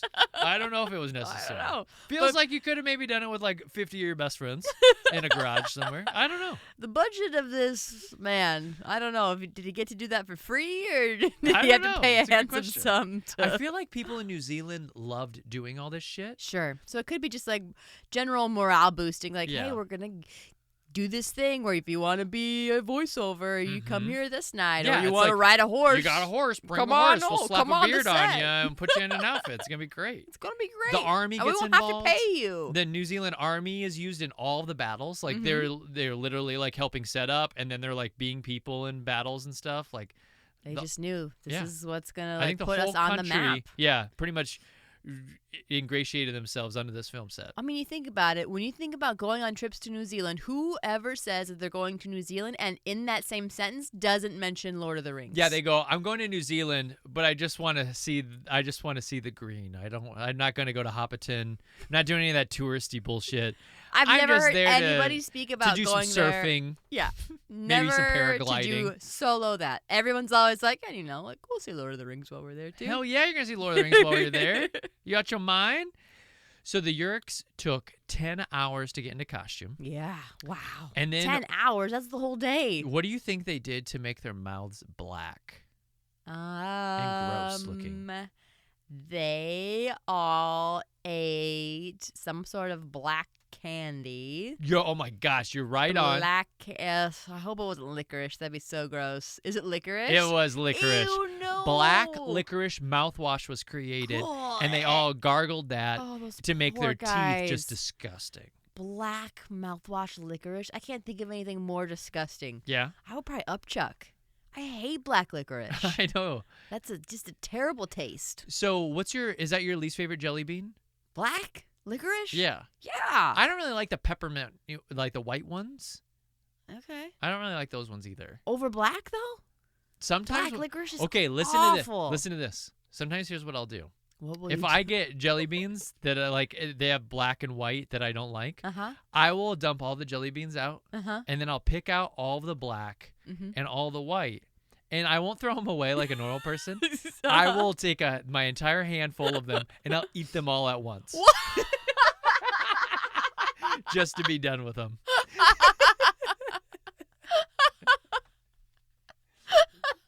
We'll just get this over with. Yeah. Mwah. I probably look like a Yurkai. I didn't know you did that. Yeah. Yep. But lately, like we've been getting bags where they're like the white is maybe coconut and the black is like maybe there's grape, but then black is something that's fruity. It's not black licorice. Oh I just don't know why you don't throw those away. If you don't want to eat them, don't eat them. Nah, don't eat them all at once. Don't worry, everyone. I'll fall on this sword. God, you're such a hero. I didn't know. Yeah. I didn't know. I've been protecting you from black licorice our entire marriage. I'm so indebted to you. I'm your Aragorn. Yeah. Oh, yeah, you are. So there's also for Helm's Deep this computer program that was created where this is pretty crazy. You can watch a video of how it works. It's pretty sweet. It literally assigns personalities. Like, we're talking about early 2000s, everybody. Mm-hmm. This is like, we're doing the Bye Bye Bye music video, and we're creating this this battle at the same time. What a time to be alive. Oops, I did it again. Larger than life. Urukai Helm's Deep battle. Like, this is the same technology. The golden age, people. Golden age of technology. So they have this computer program, and it assigns personalities to each individual person in the army. And so you'll see them like do like random things. Like, one of them is really boisterous and like has their arms up, and the other one is like really like mad and like is like huffy and puffy. And so they each have these like distinct personalities across the entire army. Wow. And so it's really cool. So, they have a ton of practical. They have people in the front. Yeah. But then to fill out the army and to make it all look alive, yeah, they have these different personalities that are popping. That's so fun. It's pretty sweet. And I already mentioned the New Zealand Army is in all these battles. Mm-hmm. The whole sequence for Helm's Deep is 39 minutes long when it's finished. Mm-hmm. But the original version, like all the takes, it like cut out all the fluff in between the takes, but like if you just merged all the takes together in this entire huge battle, how long do you think it is? Oof. God, you said it took 3 months? Yep, 3.5 months. Oh, Lord. I mean, I bet it is 40 days worth of film. I mean, it's. I don't know what the minutes are. Can't do the math that fast. It was 20 hours long. Wow. So they had to go through 20 hours worth of footage and then whittle it down to 39 minutes to figure out what their cuts were going to be. Well, I mean, it's not 40 days worth, so they should be happy. Yeah, they really already narrowed that it would down. be crazy. It's pretty good. Got it down in the dailies. That's awesome. For Gollum, we're going to go back to Gollum now. Okay. For Circus to be able to do the voice, he made something called Gollum juice. Rach, what's in Gollum juice? Pickles. Okay, what else? That is not correct, but what else? Black licorice. No, not black licorice. Black licorice mouthwash. No. It's pretty standard vocal stuff. Oh, okay. Apple cider vinegar. Nope. Good guess, though. Honey. Lemon. Oh, this is to like keep his voice protected? And ginger. Well, he would use it because then it was like, it was like protected, but then he was able to do the voice. Oh, I see. And his vocal attack that he did was he pictured a cat coughing up a hairball. Mm-hmm. Yep. Got that. Yep, for sure. Yep. Hear that. So we are now going into Return of the King film time. Okay. So this is what happens when you're doing two films We're at just the same time. Cruising right along. Pretty Before we wild. go there, hold on. Let me just check to see if I had anything. Yep, I brought up the Ints thing about World War I. Wow, that was so deep, by the way. I'm still riveted by this. I'm still half chub. This is wild. Okay, that's enough. Favorite quotes. We didn't talk about any of the quotes from this one. Okay. Two Towers has some of my favorite quotes in it. Do you want to save it for the end? Because we're going to come back to this. Oh, we're going to come back to quotes? Yeah. Oh, okay, very good. We're going to do release. We'll do both films. Okay. And then we'll do trivia. Save it for after the trivia. All right, part. I save it. Okay. Moving on. Return of the King. Return Let's of go, the King. baby. Film time. We're still in film time. Yeah. Frodo really got stabbed by the stinger from Shelob. Oh. Shelob is? The spider? Giant spider. Wait, what? He had to go to the hospital for multiple days. Oh, my gosh. Get stabbed by the prop stinger. It got out of control, and it was actually really sharp, and it impaled him. Oh, my gosh. Where did it stab him at? I don't know. It looked like it was in the stomach. Somewhere not lethal, but, like, still bad. Yeah, bad enough to, like, Jeez tear up Louise. his abdomen, probably, but not to puncture his stomach. People sounds like they have like kind of like a legal nightmare on their hands with this bad boy. Yep. Do you sign things before that? You're like, it's okay if you break my foot, impale me. Like, what's the practice there? What's the protection? Can I tell you something? I mean, the protection is you have a medical person on staff. Yeah. So can I tell you something that I think that these like kind of injuries would be kind of cool war stories You to tell would. on a film set. You would think that. You wouldn't think about it like, hey, someone's not doing their job for most of these things to happen. These are all like accidents. Like, that's not acceptable. I mean, to some extent. I got sliced with a sword that it had burrs on it, and it sliced my arm, and it cut through 2 layers of clothing, and then sliced up my arm, and I had blood trickling down my arm. Yeah, that's pretty cool, I huh? guess pretty cool from your perspective. I could see, like, that makes sense. That's an injury that makes sense why that happened. Like, I don't think that that's ever a thing. That's just happenstance, right? Like, we're doing the fight thing. Sometimes someone's gonna forget to pull the punch. Yeah, like, I got punched right in the nose.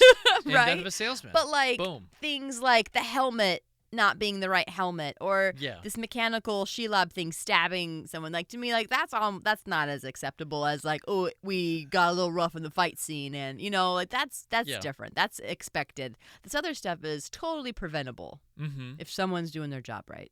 Sure. Yeah. Remember Aragorn in the last one got thrown a knife at him and he hit it away with his sword? Yeah. And before it impaled him? Yeah. It was a real knife? Yeah. So cool. Unacceptable. He know could have died. I know, but isn't it so cool? It's only because he lived. Yeah, I know, because he's so awesome. That's my takeaway from a lot of this research is Viggo was so cool. Viggo is so He is cool. beyond cool. All right, so let's go to Minas Tirith. Rach, what is Minas Tirith? Minas Tirith is essentially Mount Saint Michel Yep. in France. Ever been? Let me show you a picture. It's Rach has pretty- been. I was just there. It looked just like it. It's this like mound coming up from the plains. It looks like just this like little triangle, this little cone of land. It's like an ice cream cone almost. Yeah, yeah. Uh-huh. The Mount Saint Michel is essentially an abbey at the top with a town around it. This is more of like a fortress at the top with a town around it, but it kind of spirals up like it's based off of it. It was very cool. They very call cool it to see. the White City. White City And- in Gondor. Yep. And so this is where Or outside of Aragorn. Gondor. This is like his kingdom. Is where Aragorn's gonna go be king. Mhm. And they built this set right over the top of Helm's Deep. Oh, And okay. it is the biggest set ever built. Okay. I don't know if it was at this time or if that still holds today, but it was at the time the biggest set ever built. And then they also own the biggest prop ever built at the time. Okay. The big ass elephants. The elephants. Elephants. Those are the biggest props ever built What do you back in mean, the early 2000s. Props ever built? Those aren't just all CGI? No, I guess there's a big prop version. What? Yeah, I know. That's what I thought. I was like, they look pretty CGI. I mean, there's got to be a mix of overlaying stuff Sure, happening yep. there, but whoa, that's crazy. Mhm. I didn't know. I had no idea. Those are huge. So when we're looking at Helm's Deep versus Minas Tirith, Yeah. which battle do you think is cooler? I mean, I have to give it to the lady factor for the battle in Return of the King with I Am No Man and stabbing the big baddie in the face because she has ovaries. Okay. I really like that, and that's important to me. Sure. But I understand. yeah, I don't know. The other one's hard though because like Helm's Deep happens at night when The it's rain. raining, the fire, All that- the yeah. big wolf fire thing. I think that's in that one. I mean, the elephants are interesting as well, but yeah, I think if you're just gonna look battle for battle, I think I like the Helm's Deep one a little bit better. Yeah, I do too. I think Helm's Deep is cooler. I think there's like more cool moments. Like, yeah, they like do multiple things. The ladders are going up on the walls. They're trying to knock down the door. They planted one of those spiky bombs and they're like trying to blow up a side of the wall. Like they're doing all kinds of different things to try to breach. And I'm like, well, that's pretty freaking Yeah, sweet. it's one of our first big battles in the series, and so they really build up to it. It's the first time that we've come face to face with the Uruk-hai as like an army, and so it's pretty scary. I think it's supposed to be pretty scary. It's more scary than it is in The Return of the King, I think. Yep. Yeah. Agreed. Yeah. So I like that battle more, but I understand if people like the Minas Tirith one. Yeah, that one's pretty sweet too. They're like I said, they're both top 10 battles if you look at any film battle list. Oh, yeah? Yeah. Is that right? Yeah. You could look anywhere and they would both be on there. Oh, wow. So eat your heart out. Rach, what'd you think of Billy Boyd, who plays Pippin? What'd you think of his little cute voice? His little song, was that him really singing? That was him singing. I assumed it was. It sounded good. I liked it. It wasn't even supposed to be in the film. Oh. They were doing, earlier in the shoot, they were doing karaoke night. Stop. And Billy Boyd got up there, and he had this little voice of an angel. Aw. And they're like, holy shit, we got to put get that you in singing. there. And they're like, he's going to go to Gundor and be with the steward or whatever. That's part of the thing. Let's just put a thing in there where he sings this cute little song. Have him sing a little song while a crazy battle is happening at the same time. It's very beautiful. It is. And very that's beautiful. a really interesting scene, too, because while he's singing, the steward or whatever, is like, essentially he just sent his youngest son to his death and was like, told him like, I'm not proud of you. Why don't you go try to make me proud? But he sends him on an impossible mission, right? And the son's like, okay, I hope to make you proud, Dad. And I got it, Pops. And while he is having Pippin sing him a song, he's like eating all this food. He's eating food like you never eat food. Like he's eating like this like cherry tomato, but he doesn't do it in one bite. He does it like half of it and it goes yeah, it squirts several all times. over his face. And he's got like wine dribbling down his mouth like it's blood. Yeah. Like he's a mess, and it is grotesque and very effective. But here's what I'll say. I watched you eat rotisserie chicken just 3 days ago, and it was also a mess. So I thought the same thing. I was like, why are you eating cherry tomatoes and not in one bite? That's weird. But then I watched him eat the chicken or whatever, and I was like, yeah, that's how Rach eats the chicken too. How dare you do me dirty like that? How dare you, sir? I've seen you have a shiny chin. Rotisserie chicken is so good. What am I supposed to do? I can't use a knife and fork with that. I got to get after that with my hands. The funny thing was how I ate it last time. You were like, what are you, a beast? A barbarian? It just So you're tastes giving me better shit about when it. you eat it like that. It just tastes better. It does. I don't know what it to does. say. I like to rip it apart. Yeah. Like, yeah. I look like if you've ever seen Gremlins and he feeds the naughty Gremlins the chicken in the box. There you go. That's what I look like. The little Gremlins eating chicken. Like, yeah. So, Rach, they were originally going to have Frodo become a murderer.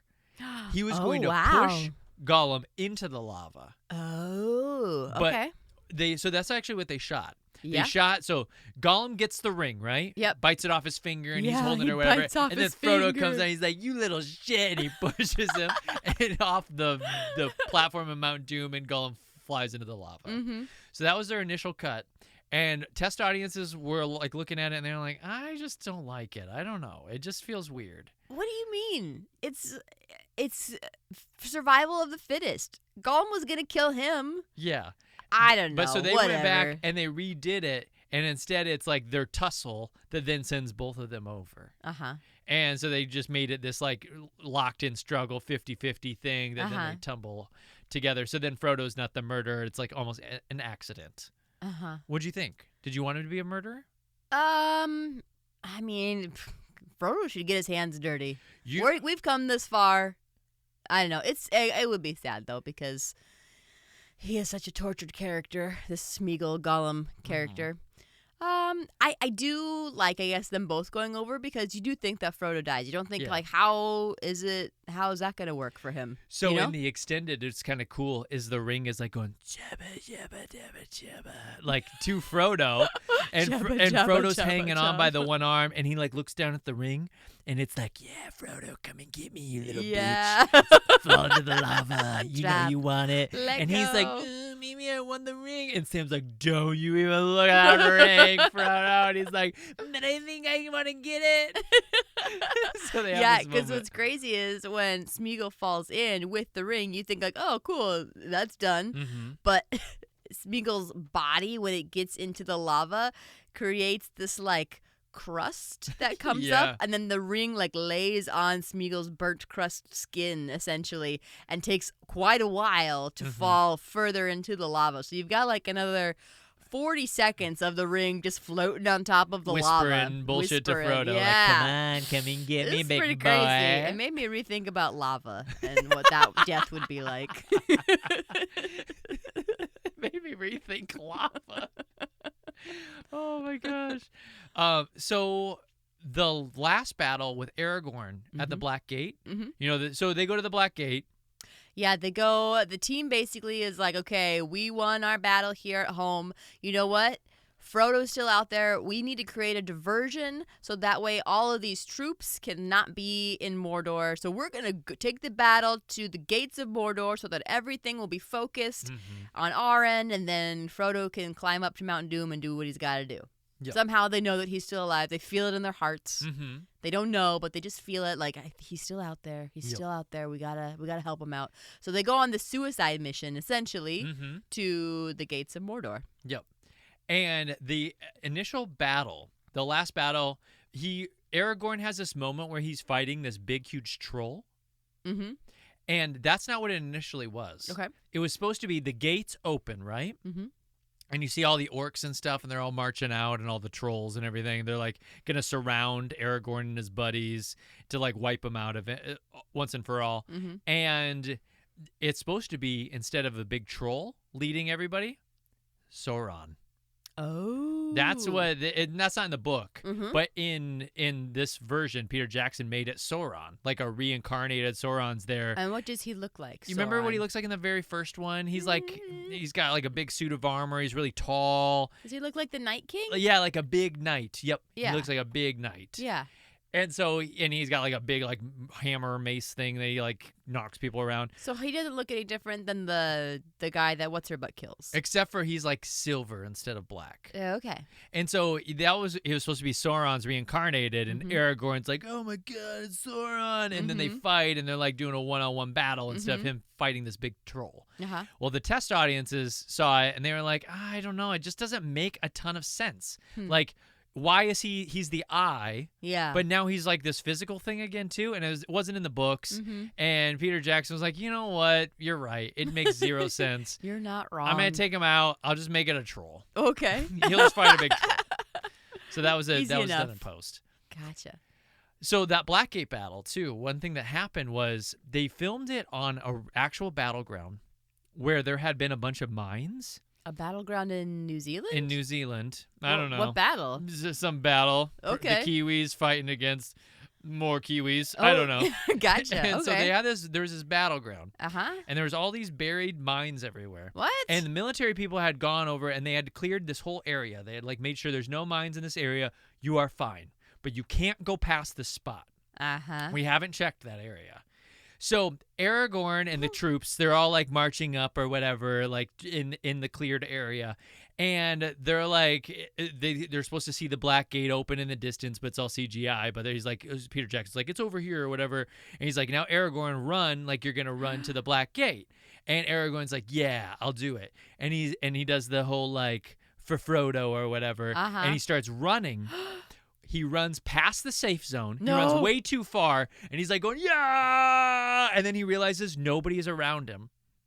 And he looks back, and he's like 50 yards deep into the non-safe zone. Oh, my God. And he looks over, and everybody is like kind of scared shitless, and they're all like, dude, what are you doing? Like, you weren't supposed to go that far. You're supposed to just go like, I don't know, 20 steps. You're not supposed to run like 100 yards into this freaking minefield. Oh, no. And so they're all like looking at him like, dude, you went too far or whatever. And then he's kind of like sheepish, like, oh shit, I'm in a minefield right now. So he just like walks back on his like same path, and he was fine. But like he ran into a minefield pretty much. That's wild. Yep. And who is that on? Like, was I he think that one's on Aragorn. Is it? I think that's on Viggo. You think that they were really explicit about that? I'll be honest. If we had a minefield, though, that was like a couple of paces off from where we were filming, don't you think we should put something up, like some caution tape? Maybe. So here's what people said, though. They said, like, Viggo was getting really into it. Yeah. Remember how he wouldn't use the dummy sword or the aluminum swords? He would only use, like, the really heavy steel ones. Sure. Which was hard on his partners when he would do sword fights with them and stuff. Sure. Because they'd be like, oh, why don't you use the aluminum swords? They're safer and they're lighter. We can do a lot more tricks with them. And he's like, no, I like the heft of it. I like to feel the weight. And so I think sometimes Viggo was really feeling himself. I mean, he's super badass, like I said. He broke a foot and lost a tooth, so I guess he could do whatever he wants. But I think he really felt himself too. He's like, yeah, I'm really leading this battle. Yep. Yeah. And you know, he's like 18 months deep into this like character too. Yeah, for sure. He's really feeling like a Maybe badass. the lines between who is who maybe got blurred a little bit.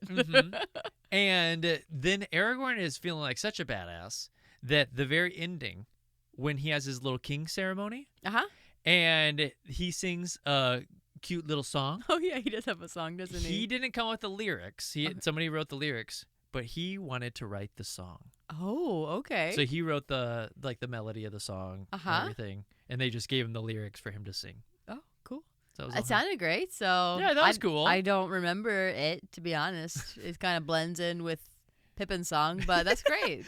Good on you, boo. But who do you think had the better voice? Oh, Pippin. Yeah, it's definitely Pippin. Yeah. Pippin's got a beautiful tenor one voice. Yeah. And the song itself was a little bit more, it had more weight to it too because of what was happening in the film. Yeah, I would cast Pippin as like the guy from On the Street Where She Lives from My Fair Lady. Yeah, He'd be great in that part. He's like a great or he would be a great like Anthony and Sweeney Todd. I feel you, Joanna. He's like, those are the kind of roles. I don't know if I go that far, but yeah, he's like this cute little first tenor. He could be like Toby, maybe. Yeah, that's true. He would probably be more I don't of know a if Toby. he's like Anthony. Rach, the hobbits saying goodbye to each other scene. They took 3 days to film that scene. Oh, okay. They had to reshoot it twice because 2 things went wrong for each of the first days, and they were just physically and emotionally exhausted by day 3. Yeah. The first one that went wrong was Sean Astin put on the wrong damn outfit. They're like, damn it, Sean, we didn't realize till we saw the dailies, but you put on the wrong outfit. Why did it matter? I don't know, but it did. Okay. And everybody's like, we got to reshoot now. So they do day 2, right? Not your day cloak, your other day cloak. Your ceremonial cloak. You literally wore the same thing for years. So then they film it again. Uh-huh. And camera operator effed it all up. The camera was out of focus. Oh, no. So like, shit, we got to do it a third time. And by this time, the actors are like so spent. They're like, we've just been sitting around crying, saying goodbye to each other for 3 days doesn't now. Even feel like it Yeah, it's anymore. not even. Yeah, I don't even feel anything. The reservoirs are all dried numb. out. So they got through it, but like it was like a major grind. The scene that should have been really easy It just didn't became want to this be major over. grind for them. I think they all did it on purpose so that they could just spend a little bit more time together. Because they love each other. They love each other so much. So let's talk about reception. Yeah. So I'll try to keep this as like clear as possible, but we're Okay. gonna jump between Two Towers and Return of the King. Here we go. Okay. Two Towers comes out December 18th, 2002, sophomore year of high school. Yeah. Return of the King comes out December 17th, 2003, junior year of high school. Wow. Two Towers cost $94 million to make. Hmm. Return of the King costs $94 million to make. Oh, nice. Same budget. Same budget. Fellowship cost 93, so it went up a mil. Okay. Inflation. So Two Towers makes $40 million the first week. And Return of the King makes $51 million the first week, so it does a little bit better. Pretty good. And then overall, it's the same thing. $937 million for Two Towers, $1.14 billion for Return of the King. Wow. Fellowship made $900 million. They all make over $900 million. Bill. They Holy the first 2 buckets. under a bill, last one over a bill. $1 billion. Yep. With a B. And reminder, they cost less than $100 million to make. So smashing, rousing successes. Yeah. New Line Cheap. Cinema is So rolling cheap. in it. Probably still. Probably still for their forever, right? Probably. Well, until they made Rings of Power. No, well, Amazon made that. Yeah. They didn't even have to pay for it. That's what we call FU money, and they're going to burn through that real fast. Well, that was on Amazon. And we'll get to Rings of Power. Don't worry. I've got Oh, to we my will? format. We'll We work don't out- have- We don't have to get to Rings of Power. No, That's you okay. think your boy can sign off without having a Rings of Power? I don't know. Maybe we can leave it alone. So Two Towers was #1 for 4 weeks, just like Fellowship. Okay. Beats Made in Manhattan. And Just a little snapshot of time there. Drumline. Oh, wow. Yep. Whoa. Take me back. And it finally loses to Just Married. And then Catch Me If You Can. But Just Married was #1 over Catch Me If You Can. Just to throw that out there, by the way. Okay. I understand it. And then Return of the King comes out. It's #1 for 5 weeks. Mm-hmm. And it beats Something's Gotta Give, former Summers Off movie. Uh-huh.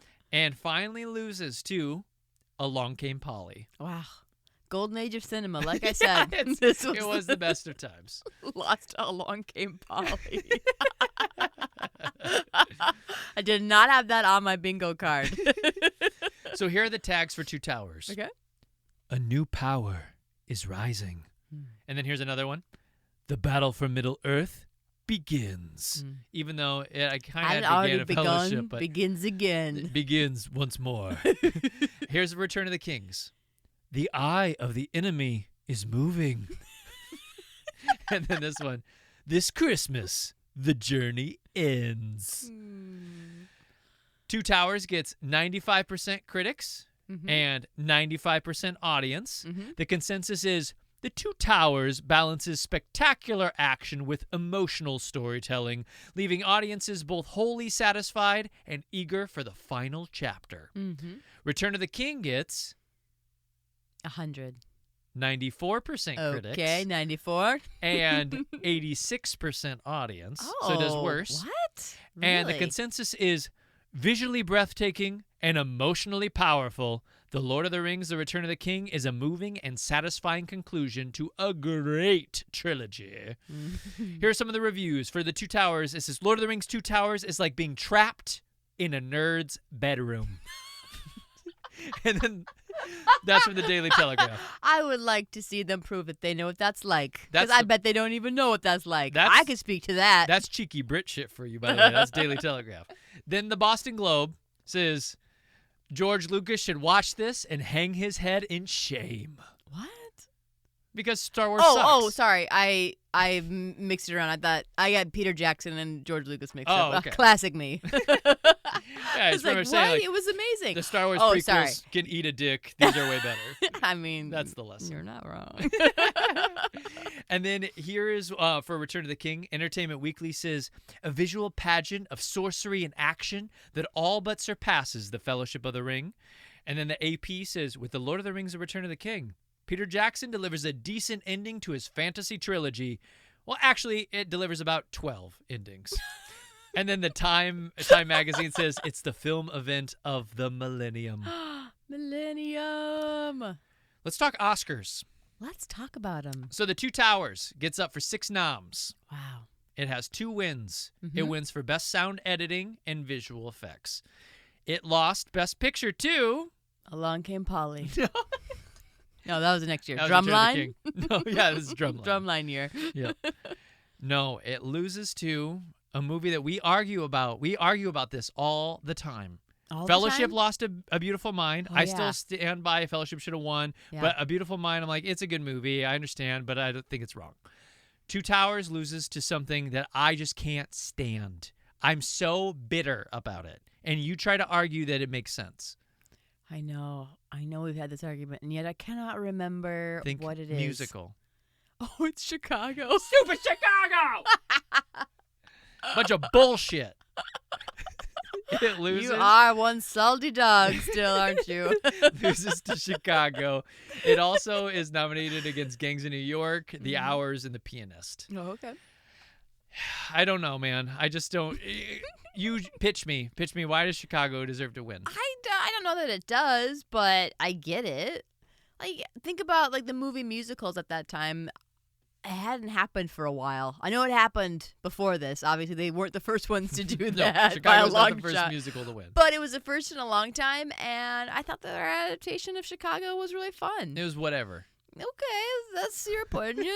The majority of the world would disagree with you. Two Obviously, if Towers it won the Oscar. Was a billion times better. It was really good, but it's also Two Towers of the 3. And I know it's maybe your favorite, but it's not the world's favorite. What? You don't think so? No, It's not The Empire Strikes Back of the trilogy? I don't know. Is it? You tell me. I think it is. Do you think it is personally, or does the general public think it is? I don't know.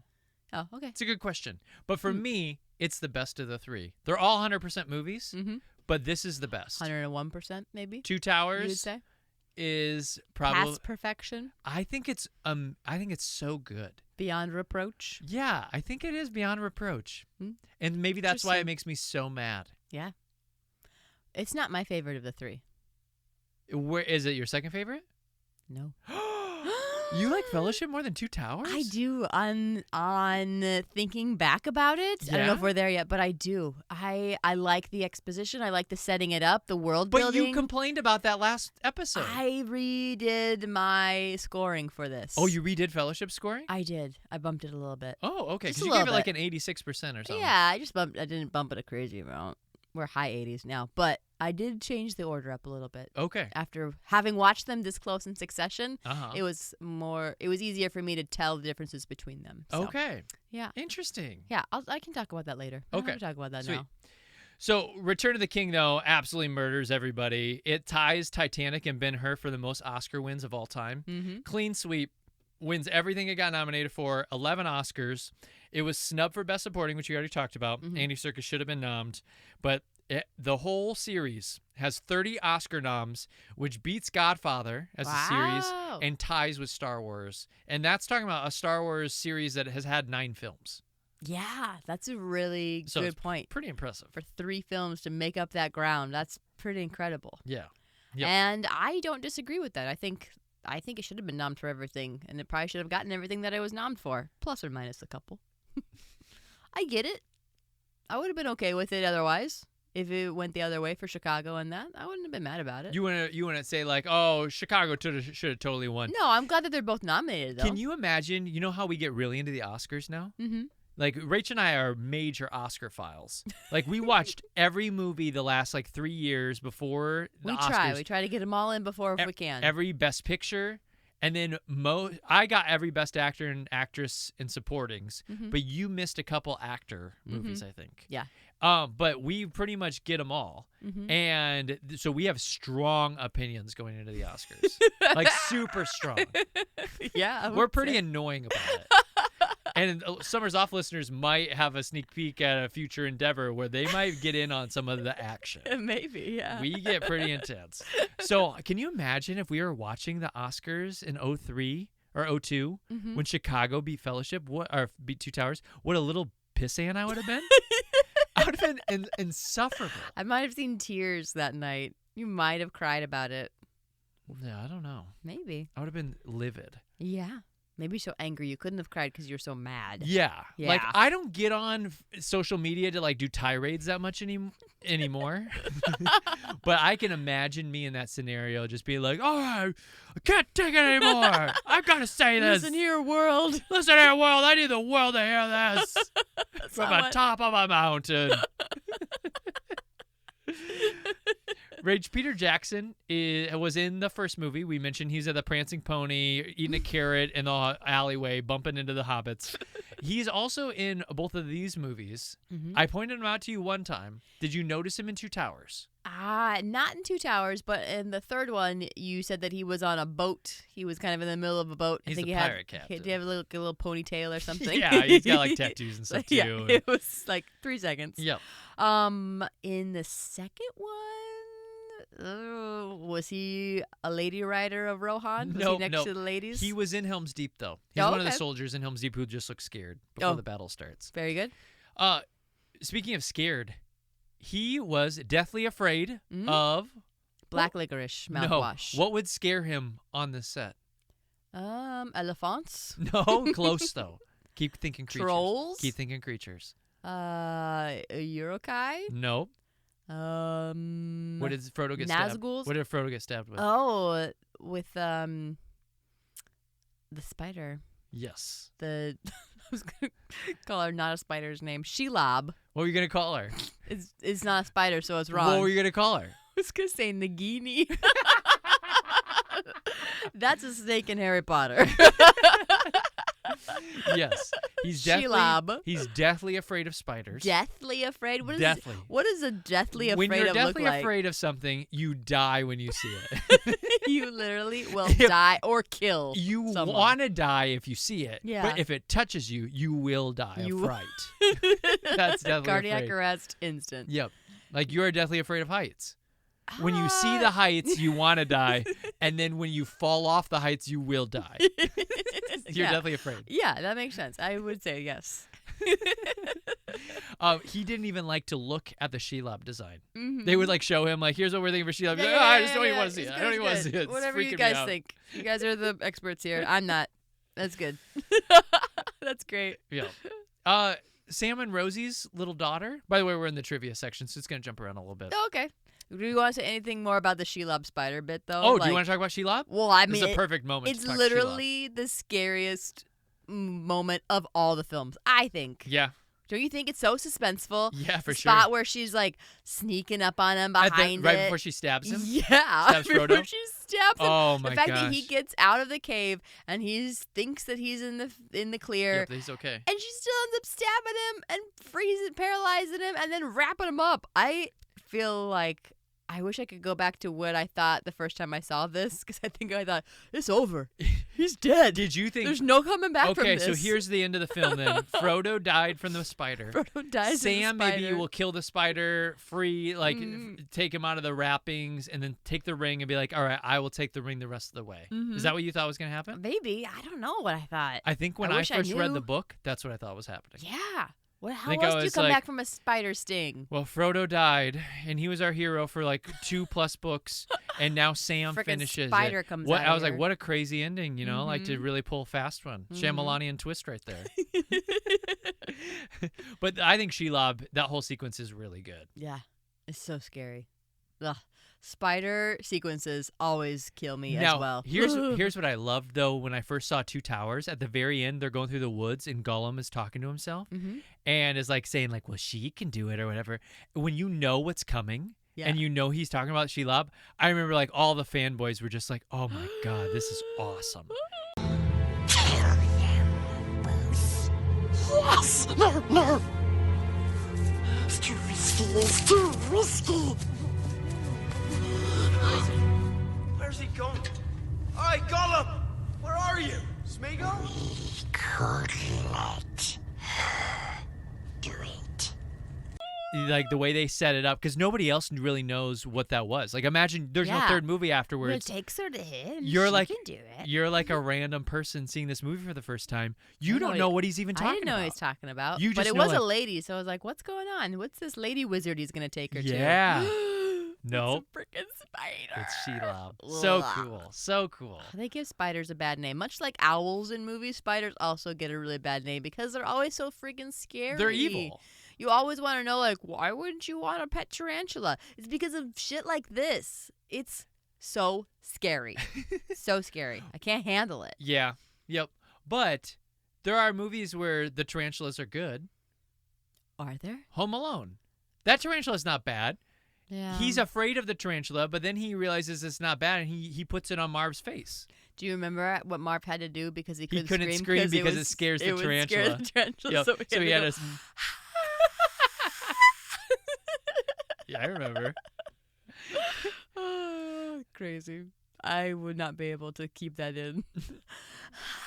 Now, would you imagine there's a giant spider Okay. battle that you have to do, but it's all done with animatronics, but it looks like Shelob. Could you do it in a movie? Like you're going to battle this gigantic spider? I mean, I would try to rise to the occasion, but I might need some serious therapy after that. Okay, now, sure. new hypothetical. 'Kay. You filmed I have nightmares you about filmed them. a part of it, and the stinger, the fake stinger, went into your abdomen, punctured a hole in you. You had to go to the hospital for 3 days like Frodo did, like Elijah Wood did, and then you come back to film that scene. Could you do it? No. No? No, I sue them for everything they're worth. Oh, really? Yeah, the $1 billion is mine. But what about the movie? You're not going to finish it? No, I got stabbed. That's how it ends now. Guess somebody should have thought about that before they stabbed me with it. I think you should finish the film. Oh, do you? Yeah. My I mean, it's- lawyers would say otherwise. So whose fault is it that you missed Buckleberry Ferry when you were jumping on it? That was me. I'll own that one. Oh, you'll own that one? I miscalculated it when I jumped on the Buckleberry Ferry. That's a me. Same with like running into the minefield. That was my bad. Okay. I did that. But But when you kicked that helmet and you broke your being toe, kicked in the helmet, losing my tooth, being stabbed, that's on you guys. I'm mad. I'm mad as hell. okay, I think you should finish the film. I'll think about it. Sue afterwards. I'm gonna need a bonus. So Sam and Rosie's little daughter, Mm-hmm. that was actually Sean Astin's little daughter. Oh, He's holding his actual gal. that's sweet. I think that works out really well for actors too when you have littles that are comfortable with it, because then like it's their mom or dad. It's just there's a naturalness there that you don't have to try to recreate, and, Yep. and then it's like a sweet little memory. Like Mhm. remember when you were a baby and I got to hold you in Lord of the Rings? Yeah. She had the curliest little hair. It was so cute. She did. She was so smiley. She was like, ugh, gross, right? no, I'm saying she was like so exuberant. She was just like, yeah. Rach, let's talk about sound design. Oh, okay. This is new. I want to play a game called How Do They Make These Noises? Love this game. Okay. Okay. What? And I'll just like tell you the right answer, whether you're right or wrong. Yeah. Okay. How do they make the orc noises? I'm starving. We ain't had nothing but maggoty bread for 3 stinking days. Why can't we have some meat? What about them? They're fresh. They are not for eating. What does the orc noise sound like? I don't know. It's like it's Pigs. not. Pigs mucking around in the mud. Nope. Seals. Oh, okay. All right. Now you're a Kai. How do they make their noises? Looks like meat's back on the menu, boys. The Urukai sounds like Think- a football stadium, and it's all of the The cricket the skits. cricket players. Okay, that's a good guess. Now I'm going to tell you again. So think seals, orcs. Okay. Now what about your Walruses. So close. Sea lions. Sea lions, All I right. meant. Cave troll. Cave troll. Yep. They have a cave troll.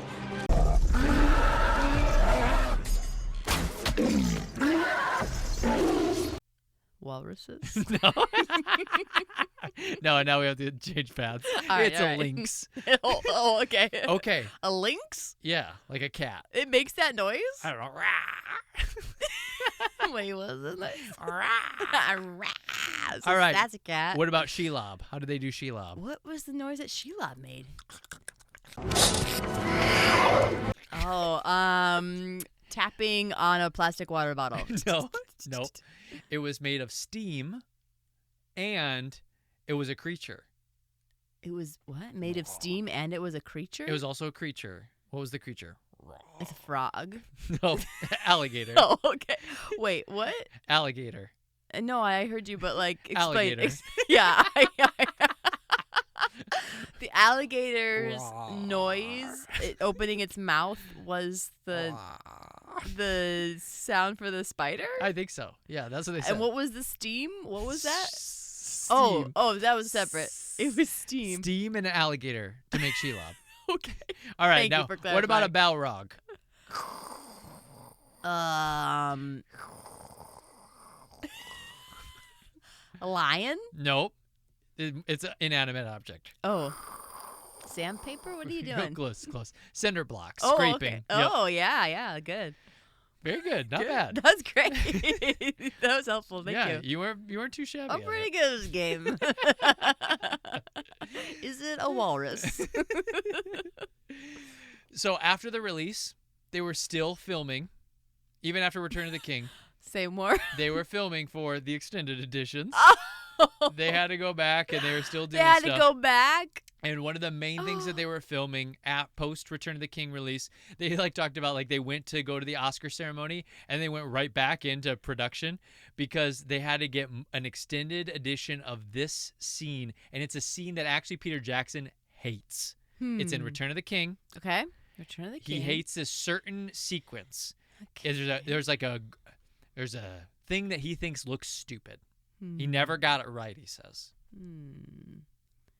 Is it not the elephants? Not the Oliphants. Not the elephants. Is it the boats coming in? The people who look Middle Eastern? No, the Persian people. The Persian people? Nope, Nope. it's not them. Not them. He got them right. He nailed them. Well, I mean, he kind of did. It's in Eyeliner the and book. all. I mean, to be honest, so he's reaching on two different aspects there.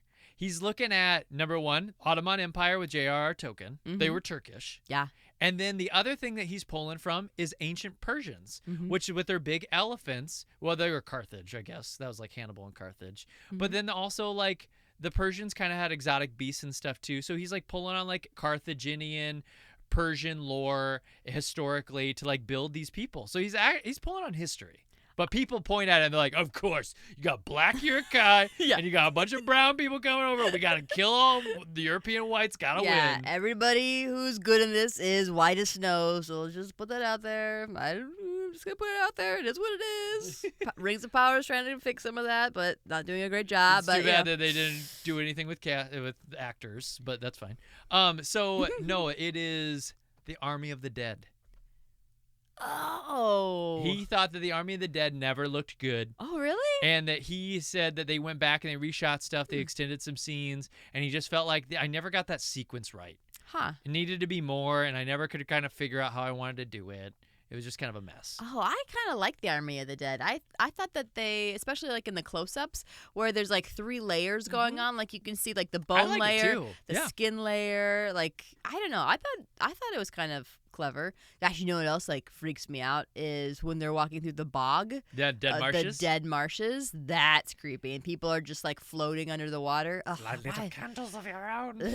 There's always a dead bog in one of these films. Same with like in Harry Potter. There's always people floating just under the water. That's such a scary theme. Oh my gosh, that's right. You wonder why I don't want to swim in lakes sometimes. It's because of stuff like this. Yeah. Yeah.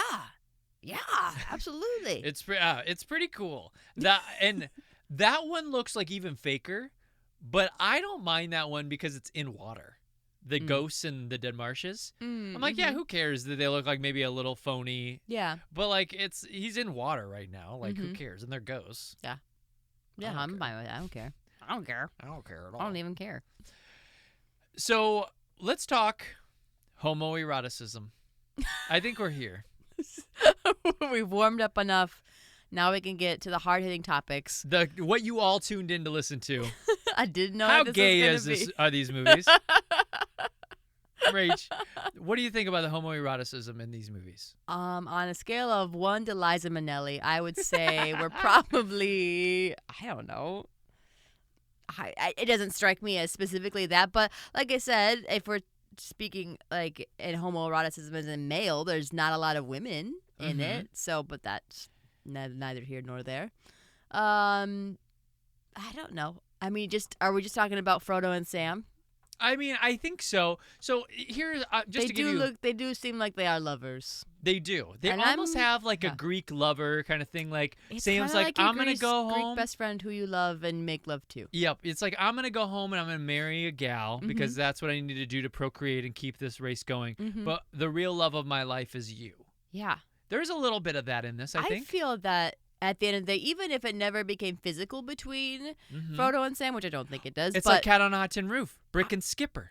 Sure. No, seriously. I think there's like someone's like, I think you could have great loves of your life. And I think in this case, their great loves were each other. Yeah.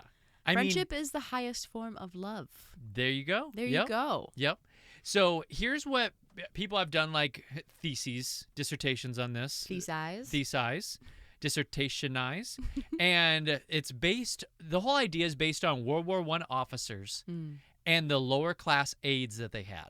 So like Sam is his gardener. He calls him Master Frodo or whatever. He calls him Mr. Frodo to the very end. Yeah. Even at times it's like, Mr. Frodo, y'all have been through some crazy stuff. You do not need to call him Mr. Frodo anymore. And Frodo, you need to stop him from calling you Mr. Frodo. Yeah, just be like, call me Fro. What weird? Call me Fro. All my friends do. Call me Froyo. So it's based on these like high class World War I officers and these like lower class people that they became so close with. These aides that they had in World War I that they would depend on and they could just count on to the end. That's what Tolkien had seen. And so he was like, that's what this relationship is to me. And then there was all this talk about in the book about the love that these two characters have for each other. They have like affectionate kisses. That's something that Tolkien witnessed his whole career is like men kissing each other. And it wasn't a weird thing. Like you kiss each other on the cheek or even like on the lips sometimes. That's just like an affectionate thing that men in the upper classes would do with each other. And it wasn't like a homoerotic thing. It was just like something you do because you love this person. And that's how you express it. You express it through a kiss. And it doesn't mean that you're in love with each other like you want to have sex with each other. It just means you're in love with each other because you're best friends. That's fine too. Whatever. No one really cares. But I think to Tolkien, he was like, this wasn't about homoerotic love. This is just about love between two men. And he was also very Catholic though. But was seemingly straight. You know, him and Edith loved each other. There was like a strong, potent love that they had between each other. But he was friends with a lot of homosexual poets and writers. Oh, okay. And so people are like, well, he was friends with this gay writer. He was friends with this gay poet. Maybe he was gay with them or whatever. And it's like, who knows? All we really know is he was open to like homosexuality. He did not have like a discrimination against it. He like talks about it in his writing. He sees them as like his best friends and things like that. It's kind of like I have a Jewish best friend, which we talked about last episode, that he has that kind of mentality too. But then there is the whole idea that he kind of portrays all these characters almost as asexual, where it's like it's not about any sexual preferences they have. It's just about the love that they have in this community that they've built and the love that they have for these individuals. And that's all it is. I see that. I feel like the only one who's getting any after this is Aragorn. That's the only one that I've like, and that's probably one of the more interesting stories to me because of that. Because he's getting some? Because he's going to get some from Liv Tyler. You're like, finally. Oh, I'm so glad he finally give it gets up. it. Y'all are going to make a baby. It's going to be beautiful. Can't wait to witness it. It was kind of a cute kid that was running around that she saw in that premonition. Oh, for sure. Yeah. Yeah. So, but there are moments in the movie where like Sam goes, I am your Sam. Yeah, he does say He goes, that. I'm your Sam. Your Sam. And then they have lots of steamy, steely glances. Those actors, man. I don't know how you can't have a steamy glance. Look at Elijah Wood's eyes. Like just like baby he's like blue. piercing blue eyes. Even when he had like his troll mask on, he just had these like pretty like little doe eyes peeking through. Yep. So like, how do you not make eyes at him? Yeah, it's true. He looks like a baby. He's got a curly, cute hair. And you're like, oh, you're like this little baby kid.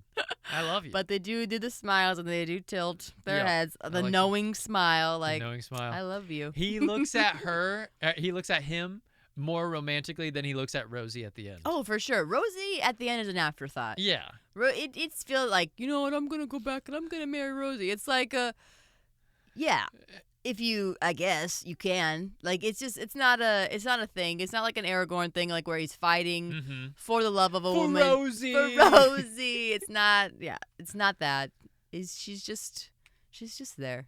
His love of his life is Frodo. Yeah, and he has multiple moments where he goes like, "This is for my master Frodo. This is for the Shire," and instead of saying, "And this one's for Rosie," he says, "This is for my gaffer," which is his like grandpa. So like he doesn't even bring up Rosie. Yeah, she's an afterthought. Yeah, she is an afterthought. Rach, listen to this. All right, then I will. 48,000 props. 1,800 hobbit feet because they had to build them each day because they would break down. Oh my gosh. 19,000 costumes, thousands of weapons, and 41 rings. 40 Mach 1 rings floating around. Wow. So if you got the 1 ring, you got one of 40. One of 40. Yep. Wow. I wonder where they all are now. I don't know. And I wonder how much it costs to get your hands on one. Oh, you have to probably kill someone to get it. And speaking of numbers, how many people died in this movie? Wait, in real life? No. No. That doesn't make sense. Oh, thank goodness. 0. Well, I didn't know if someone accidentally died. I mean, don't think so. It sounds like they got some pretty close calls multiple times. So someone could have died, Ty. Somebody could have. It's not that crazy. But it didn't happen. Okay. So how many deaths are there in the series? What are we talking as deaths? We're talking about, like... people you see die. Humans? Urukai? Yes. Nazguls? Yep. All of them. Elephants? Elephants count too, probably. Okay. As one. As one death. Because that's what Gimli says. That's one. That's one. That's only one. Yep. That's funny. Oh, my gosh. I mean, yeah, this wipes out a world. I bet it's the exact same as the numbers in World War I. Okay. And I don't know what that is. That was in the millions. Yeah, that's what this is. Nope, this one's not. Oh, okay. This is 2,000. That's it? Yep, 2,000 deaths. I mean, like, that's not counting the CGI, I don't think. Oh. So, like, when you see, like, at the last battle, the horsemen, like, running into, like, all the yeah, they wipe them troops out. Or whatever. Yeah. That troop was supposed to be 10,000. Yeah, what do you mean there's only 2? We're not counting them. Oh, okay. I think we're counting, like, ching, ching, ching. Yeah, that's, like, one death. I gotcha. Okay. Yep.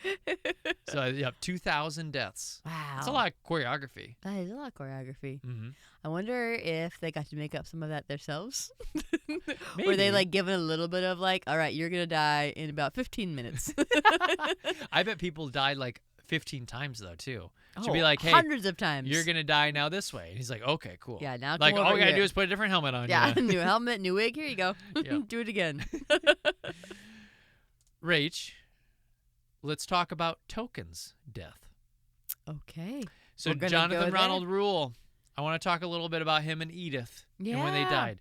So Edith was his Arwen. Remember, they Great couldn't love be of his together life. for multiple years. The priest said no. Yeah. He holds out for. Priest By the way, she meddled. got engaged. I never mentioned this last podcast. Okay. She did get engaged while they were waiting. Yeah. And then he sent her a letter during her engagement after the 3 years when he finally gets to talk to her again. Uh-huh. And he just like tells her like, "You are still the greatest love of my life. I will never stop loving you. All these things. I know you're going to be engaged. I just needed to tell you that I have never once forgotten about you, and I will always love you."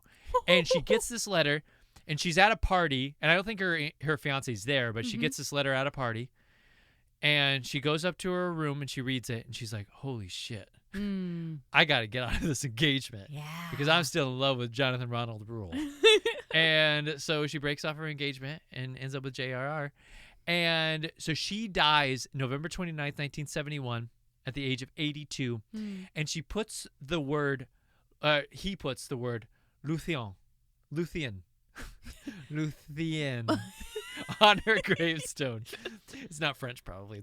It's Elven. So It's Elven. she was this elf character who, in his lore, Uh-huh. she was the most beautiful person in the entire world who fell in love with a mortal man named Baron, and he puts that on his grave 2 years later. So they're Luthien and Baron, the greatest love story in Middle-earth besides Aragorn and Arwen, and they have that on their gravestones in the most romantic story of all time. That's really romantic.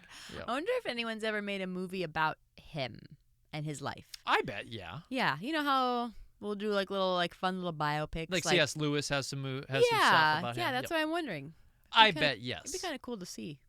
I say yes. I say let's look, let's Google it, let's find it, and let's watch it. Very good. Yeah. Now I'm going to kick it to you, but before we do, Oh. I want to talk about Yeah? Rings of Power. Okay, let's Rings go. of Power. Rach, Yeah. 1 to 10. How good is Rings of Power? I have yet to enjoy it. Okay, so what do you give it? Answer the question. 5. 5? 5. That's high. Yeah. It's mediocre? Well, it's mediocre because the last like 2 episodes, I can't even. It's been too Episode long now. 6. It was one episode. There was one episode that It's was when the Mount real Doom good. erupts. It was real good. Yep. It's And so cool. that made me hopeful. Like, ooh, okay, cool. What's happening? So I am gonna give it the Benny of the doubt. Okay. Benny of the Doubt. Benny of the Benny of the doubt.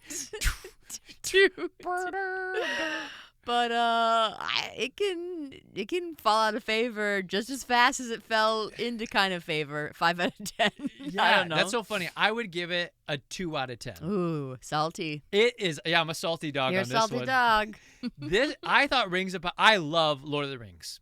It's my favorite films You've of made all that time. very clear. If you Love didn't the know, books, audience, he top loves five it. books. Yep. I love everything about Middle Earth. Mm-hmm. I've tried to read the Silmarillion or whatever like 4 times and I can't get through it. What's so the Silmarillion? It's the Bible. It's the Middle Earth Bible. Oh, okay. It like goes through all the gods. It's like, yeah, so in 1394 AD, the kings of the Leon were born. Wait, they have AD there as well? No, I don't know. I'm just messing it up. I'm so confused. The first age. So I've tried. So I'm not that big of a nerd, but I'm a pretty big nerd for this stuff. This is my favorite nerd thing. To be sure. I even apologize for The Hobbit. The Hobbit should have been 2 okay. movies, not 3. But you know what? I had a good time. Yeah, it Were was they fun. good? I mean, it's debatable. I can see why people don't like them. I won't argue with you. I'll be like, yeah, these are all good points. But for me, they were enjoyable. They're like 70% her movies. Yeah, you had a good time. I had a good time. But Rings of Power was absolutely wretched. Oh, here we go. hated Ty-rade. it. Ty-rade in progress. I thought the script was hot trash. It was like, you know when you scrape all the poop up in our yard and it piles up in the fire pit, and then we have a fire and it's like, oh, I hope we're not breathing in shit right now. It feels like the entire season of Rings of Power, I was breathing in shit. And then I thought the actors, 90% of them were like garbage actors you picked up off the street. You were like, hey, can we save a couple bucks on like a no-name actor? Like, yeah, let's just hire Joe Schmo who hasn't done cock shit over here and put him in for $100 a day, and they don't know how to deliver a line. I could not believe how bad the acting was. It was atrocity. And this movie did not hire a bunch of named actors. Viggo had done G.I. Jane. Elijah Wood had done Radio Flyer and The Good Son. Mm-hmm. Sean Astin had done Rudy. Like they weren't big stars. Mm-hmm. They had like done like one thing and it was a while ago. And so they went with a bunch of no names and it was all hits. Yeah. Yeah, you're not wrong. And Rings of Power went with a bunch of no names and they were all misses. It's incredible. I can't believe how bad it is. They should be ashamed of themselves. They spent $1 billion on it, Rach. Let me just remind you. This spent $300 million for 3 films. There are 3 of the best films of all time. They spent $1 billion on one of the worst seasons of TV I've ever seen in my entire life. Will I keep watching? Yeah, I will. I will hate watch this show till its conclusion. And I will complain about it. I will rip it apart. And I will be mad the entire time. I will hate watch this show to oblivion. But I hate it. It's trash. I would love to hear your take on all that. I don't have anything to say. I have nothing to add. That's... Yeah. Okay. Hey, here's a little stat for you. Huh. Only 38% of people who started Rings of Power finished it. It was known as one of the biggest flops in TV history. Yeah, it flopped very hard. It flopped really hard. It's got 80% critically, which is bonkers, because all everybody does is just looks at the pretty visuals and they're like, wow, it's really pretty. I'll give it a positive, even though it's got all this shit to it. Mm-hmm. And the audience score is like a 20%. Mm. Spicy. The salty dog is signing off. How did that feel? Do you feel better? God, it felt good, babe. Did it? It did. Oh, good. I'm glad. I'm so glad. I can't wait for season 2 of Rings of Power. You can't wait to hate watch it? Yeah, I'm pumped. Okay. I'm pumped to destroy it. I'm, a little scared to sit by you while let me we just watch say, it. though, I hope that it proves me wrong. I hope that it learned all its lessons. And it's like, hey, no more hobbits. Those people are terrible. Let's clean up a lot of this bullshit. Galadriel, can you learn how to act and just maybe crack a smile for once and not deliver everything in the most monotone direction ever? Let's Black Elf maybe learn how to take an acting course. Like, there's a lot of things that I hope that they do. Woo, but like, they've got to do the steps. Yeah. Otherwise, it's going to continue to be awful. Well, we'll find out, won't we? We will. And you'll all find out too. That'll be you want to or not. Season 8 opener. All right, everyone. Here's what I thought of Rings of Power. Regardless of what we are, what we're doing, I had some things that got to get off my chest. You will tune in because that's what you tune in for. The Ty-rades. Whew, that was a Ty-rade. That was the epitome of Ty-rades. We've never had a Ty-rade like that in a long time. You don't think so? Not a long time. I think I've had other ones on this We've pod. been overdue for a Ty-rade, I think. Yeah? Yeah. Do you think the audience is really mad at me, or do you think they're like, okay? I think you've got some people who get it. Yeah. Yeah. And you've got some others who don't agree with you, and they're going to think you're wild out of your mind. But yeah. I don't think you're out of your mind, by the way. I want you to know, I don't think you're crazy. What do you give House of the Dragon season 1 to 10? 7?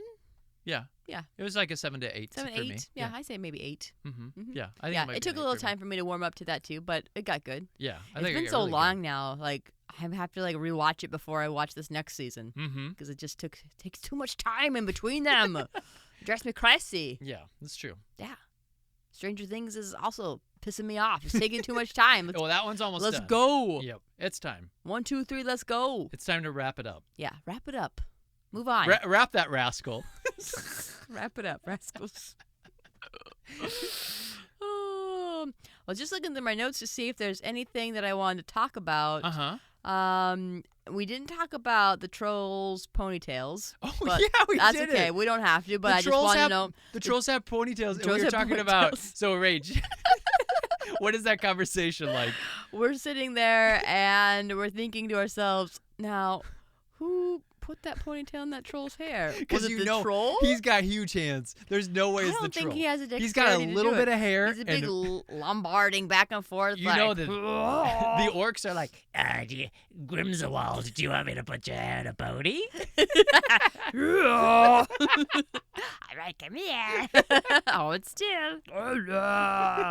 Oh. Yeah, that's how that. That's probably a deleted scene somewhere that we that should have find. been in the extended edition. Trolls That'd be getting great. their ponytails. That's how you know they're getting ready for battle. I misheard a line at the end where I think Sam's talking about all the things like going back and marrying Miss Rosie, but he's talking about like the taste of strawberries. Oh, do you remember the taste of strawberries? I remember this part. I thought he said, lying naked in the dark.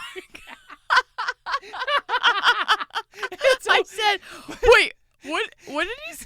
Do you remember the taste of strawberries? No, Sam. I can't recall the taste of food. No, the sound of water. The touch of grass. Naked in the dark. So Sam is bringing up all this great shit, right? And then Rach thought Frodo's response was, yeah, like, remember lying naked in the dark. Like, that's his version of, like, strawberries, dancing with Rosie, having a pint with your mates. And Frodo's like, yeah, like, lying naked in the dark. I don't even remember what It's the so line good. really is. What is the line? He says, I can't see any of that stuff right now, Sam. I feel like I'm lying naked in the dark. And so he does say lying naked in the dark. He does say and it. Rach is just like, wait, he thinks that lying naked in the dark is like strawberries? Strawberries, lying naked in the dark. Oh, do you want to do the what about their legs bit? I like that. That's one of my Yeah. favorite lines. Sure, yep. I don't know it as well as you do. We had nothing but moldy stinking bread for 3 stinking days. Hey, what about their legs? They look tasty.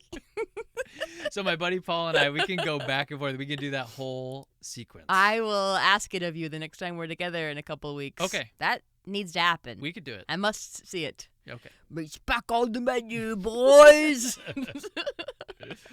Yeah, and the other iconic line is the potatoes line. Boil and mash and put them in a stew? Boil and mash and put them in a stew. Yes. Potatoes. So those are your So favorite good. quotes? Meat's back on the menu, boys. Yep. Boil and mash and put them in a stew? Yeah, I love those quotes. And then lying naked in the dark. Lying naked in the dark. Taste of strawberries. lying naked in the dark. What about I Am No Man? Oh, well, yeah, that's my favorite moment. If I could give one bit of feedback, and I don't know Yeah. how this works I don't know. I know it's not in the book, so I guess you can't do it because you want to be true to the source material, but Mhm. I need more ladies. I need more ladies in it. And I think that's why when I think about my order, Yeah. the order is so contingent on what the gals are doing because I find they're so fascinating.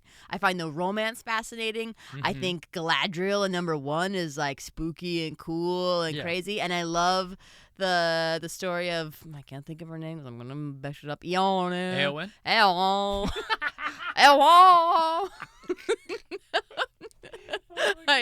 I think about her and her moment and fighting like those are some of my favorite moments. Mhm. And I, as a woman, I needed more of that. I needed to see myself in this world more and not just have it be a bros fest. Yep. Yeah.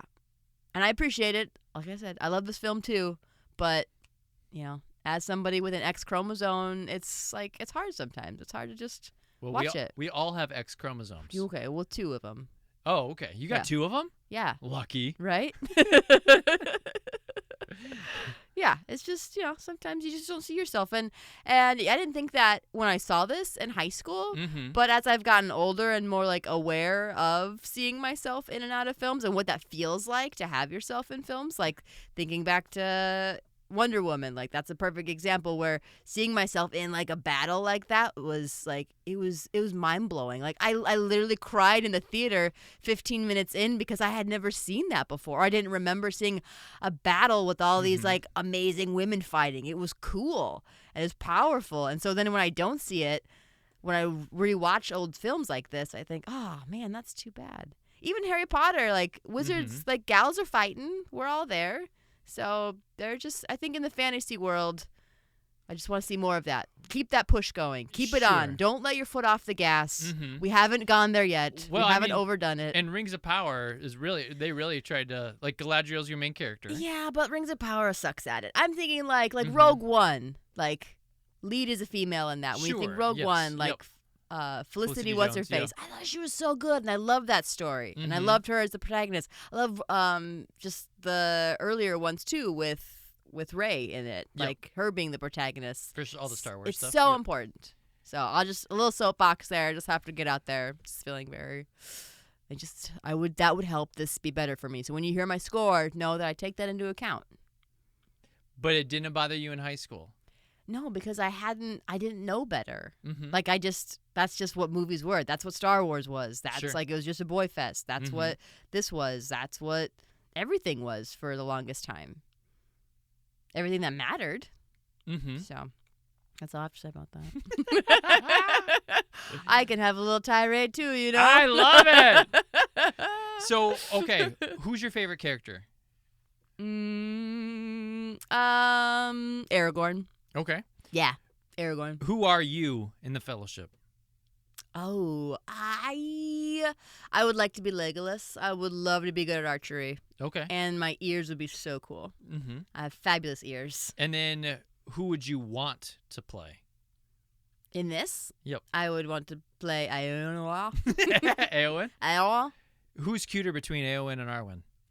Arwen. Liv Tyler. Okay. I think. Her face is a freaking masterpiece in this. Like, she like the glow, the filter they have on her all the time. Like, when she's against anyone else, everyone else has like normal skin with like freckles and moles, and she's just like glowing from within. It's crazy. Yeah, she's just pure as snow. Yeah, I don't know. She's got bee-stung lips. She's gorgeous. I don't know why we're having this debate. Rach, what'd you think of the acting? Wait, I want to ask you those questions back. Oh, okay. Those are great questions. Answer them in sequential order. Which ones? The questions you just asked me. Who's my favorite character? Who's your favorite? Frodo. Who would you want to be? In the Fellowship? Yeah. Frodo. And who would I want to play? Frodo. All right. I always kind of saw myself as a Frodo. Oh, yeah, I see that. I think that... How do I word it? Does it hurt that you're like... I know that they're not really I'm not short. But does it hurt that like you're kind of like a taller person? I don't know, maybe. So here's... I kind of always saw myself as somebody who is brave, who's not the strongest. Like, I've always had, like, stronger dudes as friends around me. I've been, like, a little more scrappy. Okay. And I think that I don't know, but I can overcome challenges and stuff. So I always kind of saw myself as a Frodo. I see. Yeah. I wanted to, well, you say who would I want to be? I mean, I think I'd want to be Aragorn. Think of the battle scenes you get to be in. Frodo has to just stare there and act like he's seasick all the time. I think I'm a Frodo. You think you're a Frodo? You think you're an unlikely hero? Maybe a little bit. Interesting. But not a Sam. Yeah. You're nobody's Sam. I'll be no man's Sam. What'd you think of the acting? I think the acting's great. Yeah. I have no notes. Yeah, you have anybody that annoys you in this? From an acting standpoint? Yeah. Anybody bad? Just Treebeard. Spit it out, man. That's what he does. It talks so slow. Yeah, that's the only part I was like, oh, come on. But otherwise, no, A pluses for everybody. I think so, truly. too. I think the acting is tremendous. It's very good. Across the board, everyone should be really proud of themselves. Besides, Arwen kind of bothers me. Yeah, interesting. Liv Tyler kind of bothers me. But she's the only one. Yeah, that's interesting. So let's talk about the book ending. Oh, okay. So here's what really happens. Hobbits are coming back to the Shire. Yeah. Aragorn's been in the crowning ceremony. He's like, you bow for no man, little hobbits. You're my best friends. I love you guys. And then they're like, all right, let's go home now. Everything's gonna be great. When we get home, Rosie's gonna want to totally make out with me, stick her tongue down my throat. Merry and Pip are like, we're gonna get wasted and make out with each other. And then Frodo's like, I'm in love with Sam. And so they're all going home. They find Bill the pony, who's made up of two guys, and they probably ride him home. Hop on him. Yep. And so then they get home, and the Shire has been ripped to shreds. It is destroyed. No. And it has been, all the hobbits have been enslaved by this person named Sharky. What? And there's this like gang guy named What? Sharky, and you're like, who the hell is Sharky? And they're like, you know what? We're not gonna let this bullshit happen. Yeah. We just got done with this huge quest. We're freaking pissed right now. Yeah. They pull out their swords. They get everybody together. Like, we're starting a revolution. They get an uprising together. They approach Sharky, and who is Sharky, Rach? It's one of the bad guys in this series. Who's still alive? Is it? What's his butt? What's his butt? Describe him. Saruman? Saruman is Sharky? Saruman is Sharky. He has escaped Orthanc, took over the Shire. He's enlisted evil men from the south to take over with him. And then Wormtongue's sitting there, and they're like policing the Shire, and they're like whipping everybody, and they're like, you guys all suck. But he doesn't have his power anymore because he's been like dethroned. Okay. But he's still like evil and has Like, enough power still to not a good guy. enslave everybody. The hobbits start the revolution. They overthrow everybody. And then Wormtongue ends up killing Saruman and then running away. So he's still alive? Wormtongue lives. Oh my gosh. Yeah, he keeps living. This keeps going and going. Yep. But the hobbits have to free the Shire. And then all that stuff happens with the Greyhaven, where Frodo leaves, goes off with the elf. That is quite the story. I'm really glad I left that out. That was too much. Yeah. We needed it to be over. We can't have 4 movies. Yep. That's not the climax. Now, let me ask you about the ending to this movie. Okay. So here's the sequence. You've got the Eagles on Mountain Doom. Mm-hmm. You've got Aragorn gets crowned the king, sings his pretty song, tells they don't have to bow. Yeah. Then they travel to the Shire. Yeah. And he sees Rosie at the bar. Mm-hmm. Sam asks Rosie out. Then Frodo's writing his book while he rubs his shoulder because it really hurts. Yep. And then Bilbo goes to the Grey Havens. They have their final goodbyes as a crew, and then we see Sam and his kids. Would you change anything with that ending?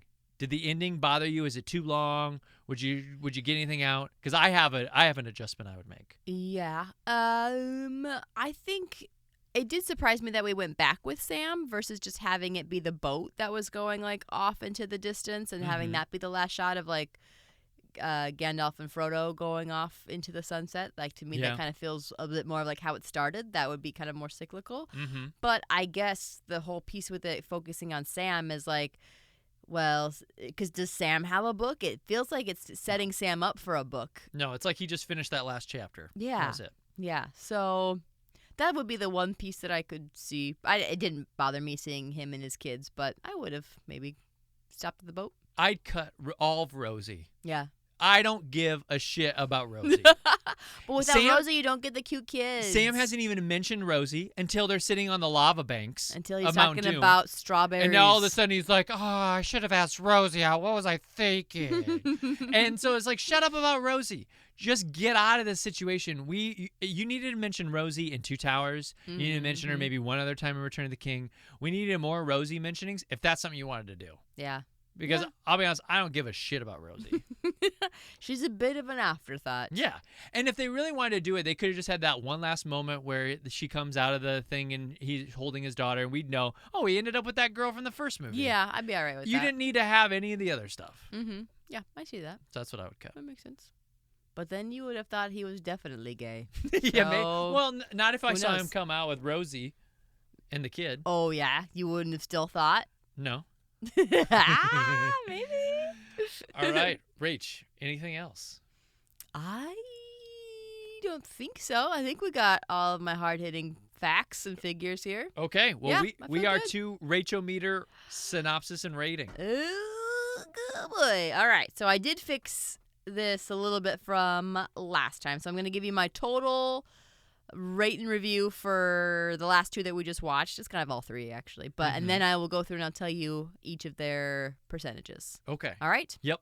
We've got, like sands through the hourglass, so are the days of our lives. Or in this case, The Lord of the Rings. A sweeping epic to pass down to your great-grandchildren. 89% total. Okay. So all three movies are 89? No, on average, I'm going to say that the whole thing is 89%. Okay. This isn't going to make a lot of sense when I tell you what the things are. Okay. As a whole, as one 3-movie part thing, it's 89%. Okay. Now, if we break it up, it's different. Okay. My favorite. Yep. Return of the King. Okay. 89%. Yep. Second favorite, Fellowship.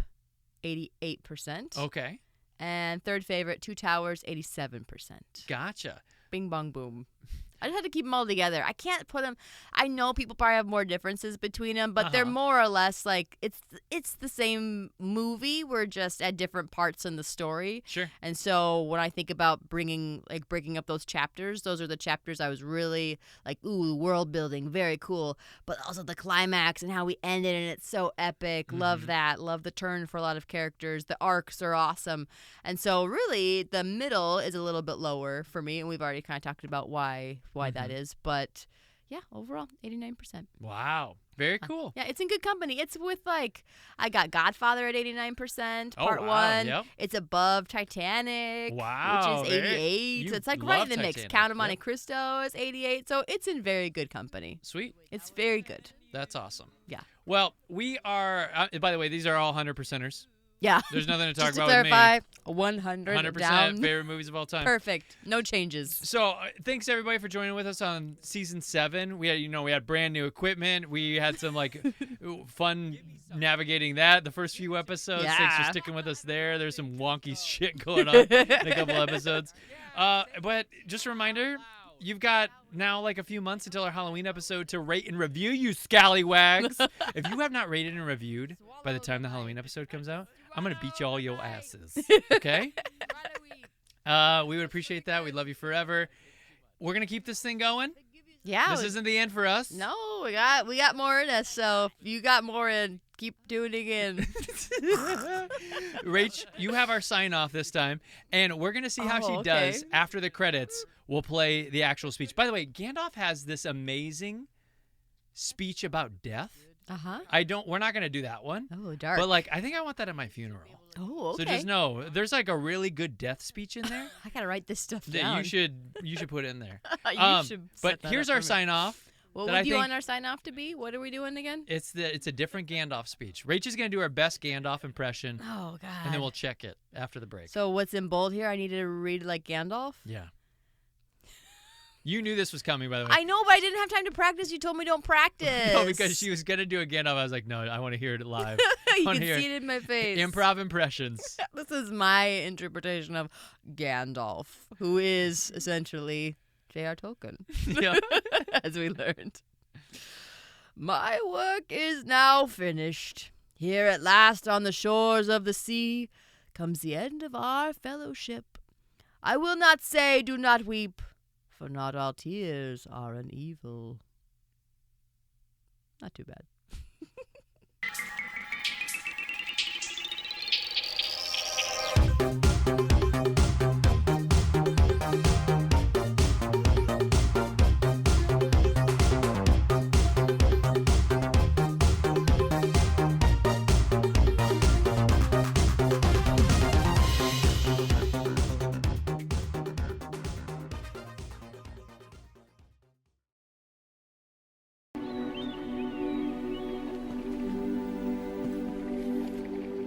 Farewell, my brave hobbits. My work is now finished. Here, at last, on the shores of the sea, comes the end of our fellowship. I will not say do not weep, for not all tears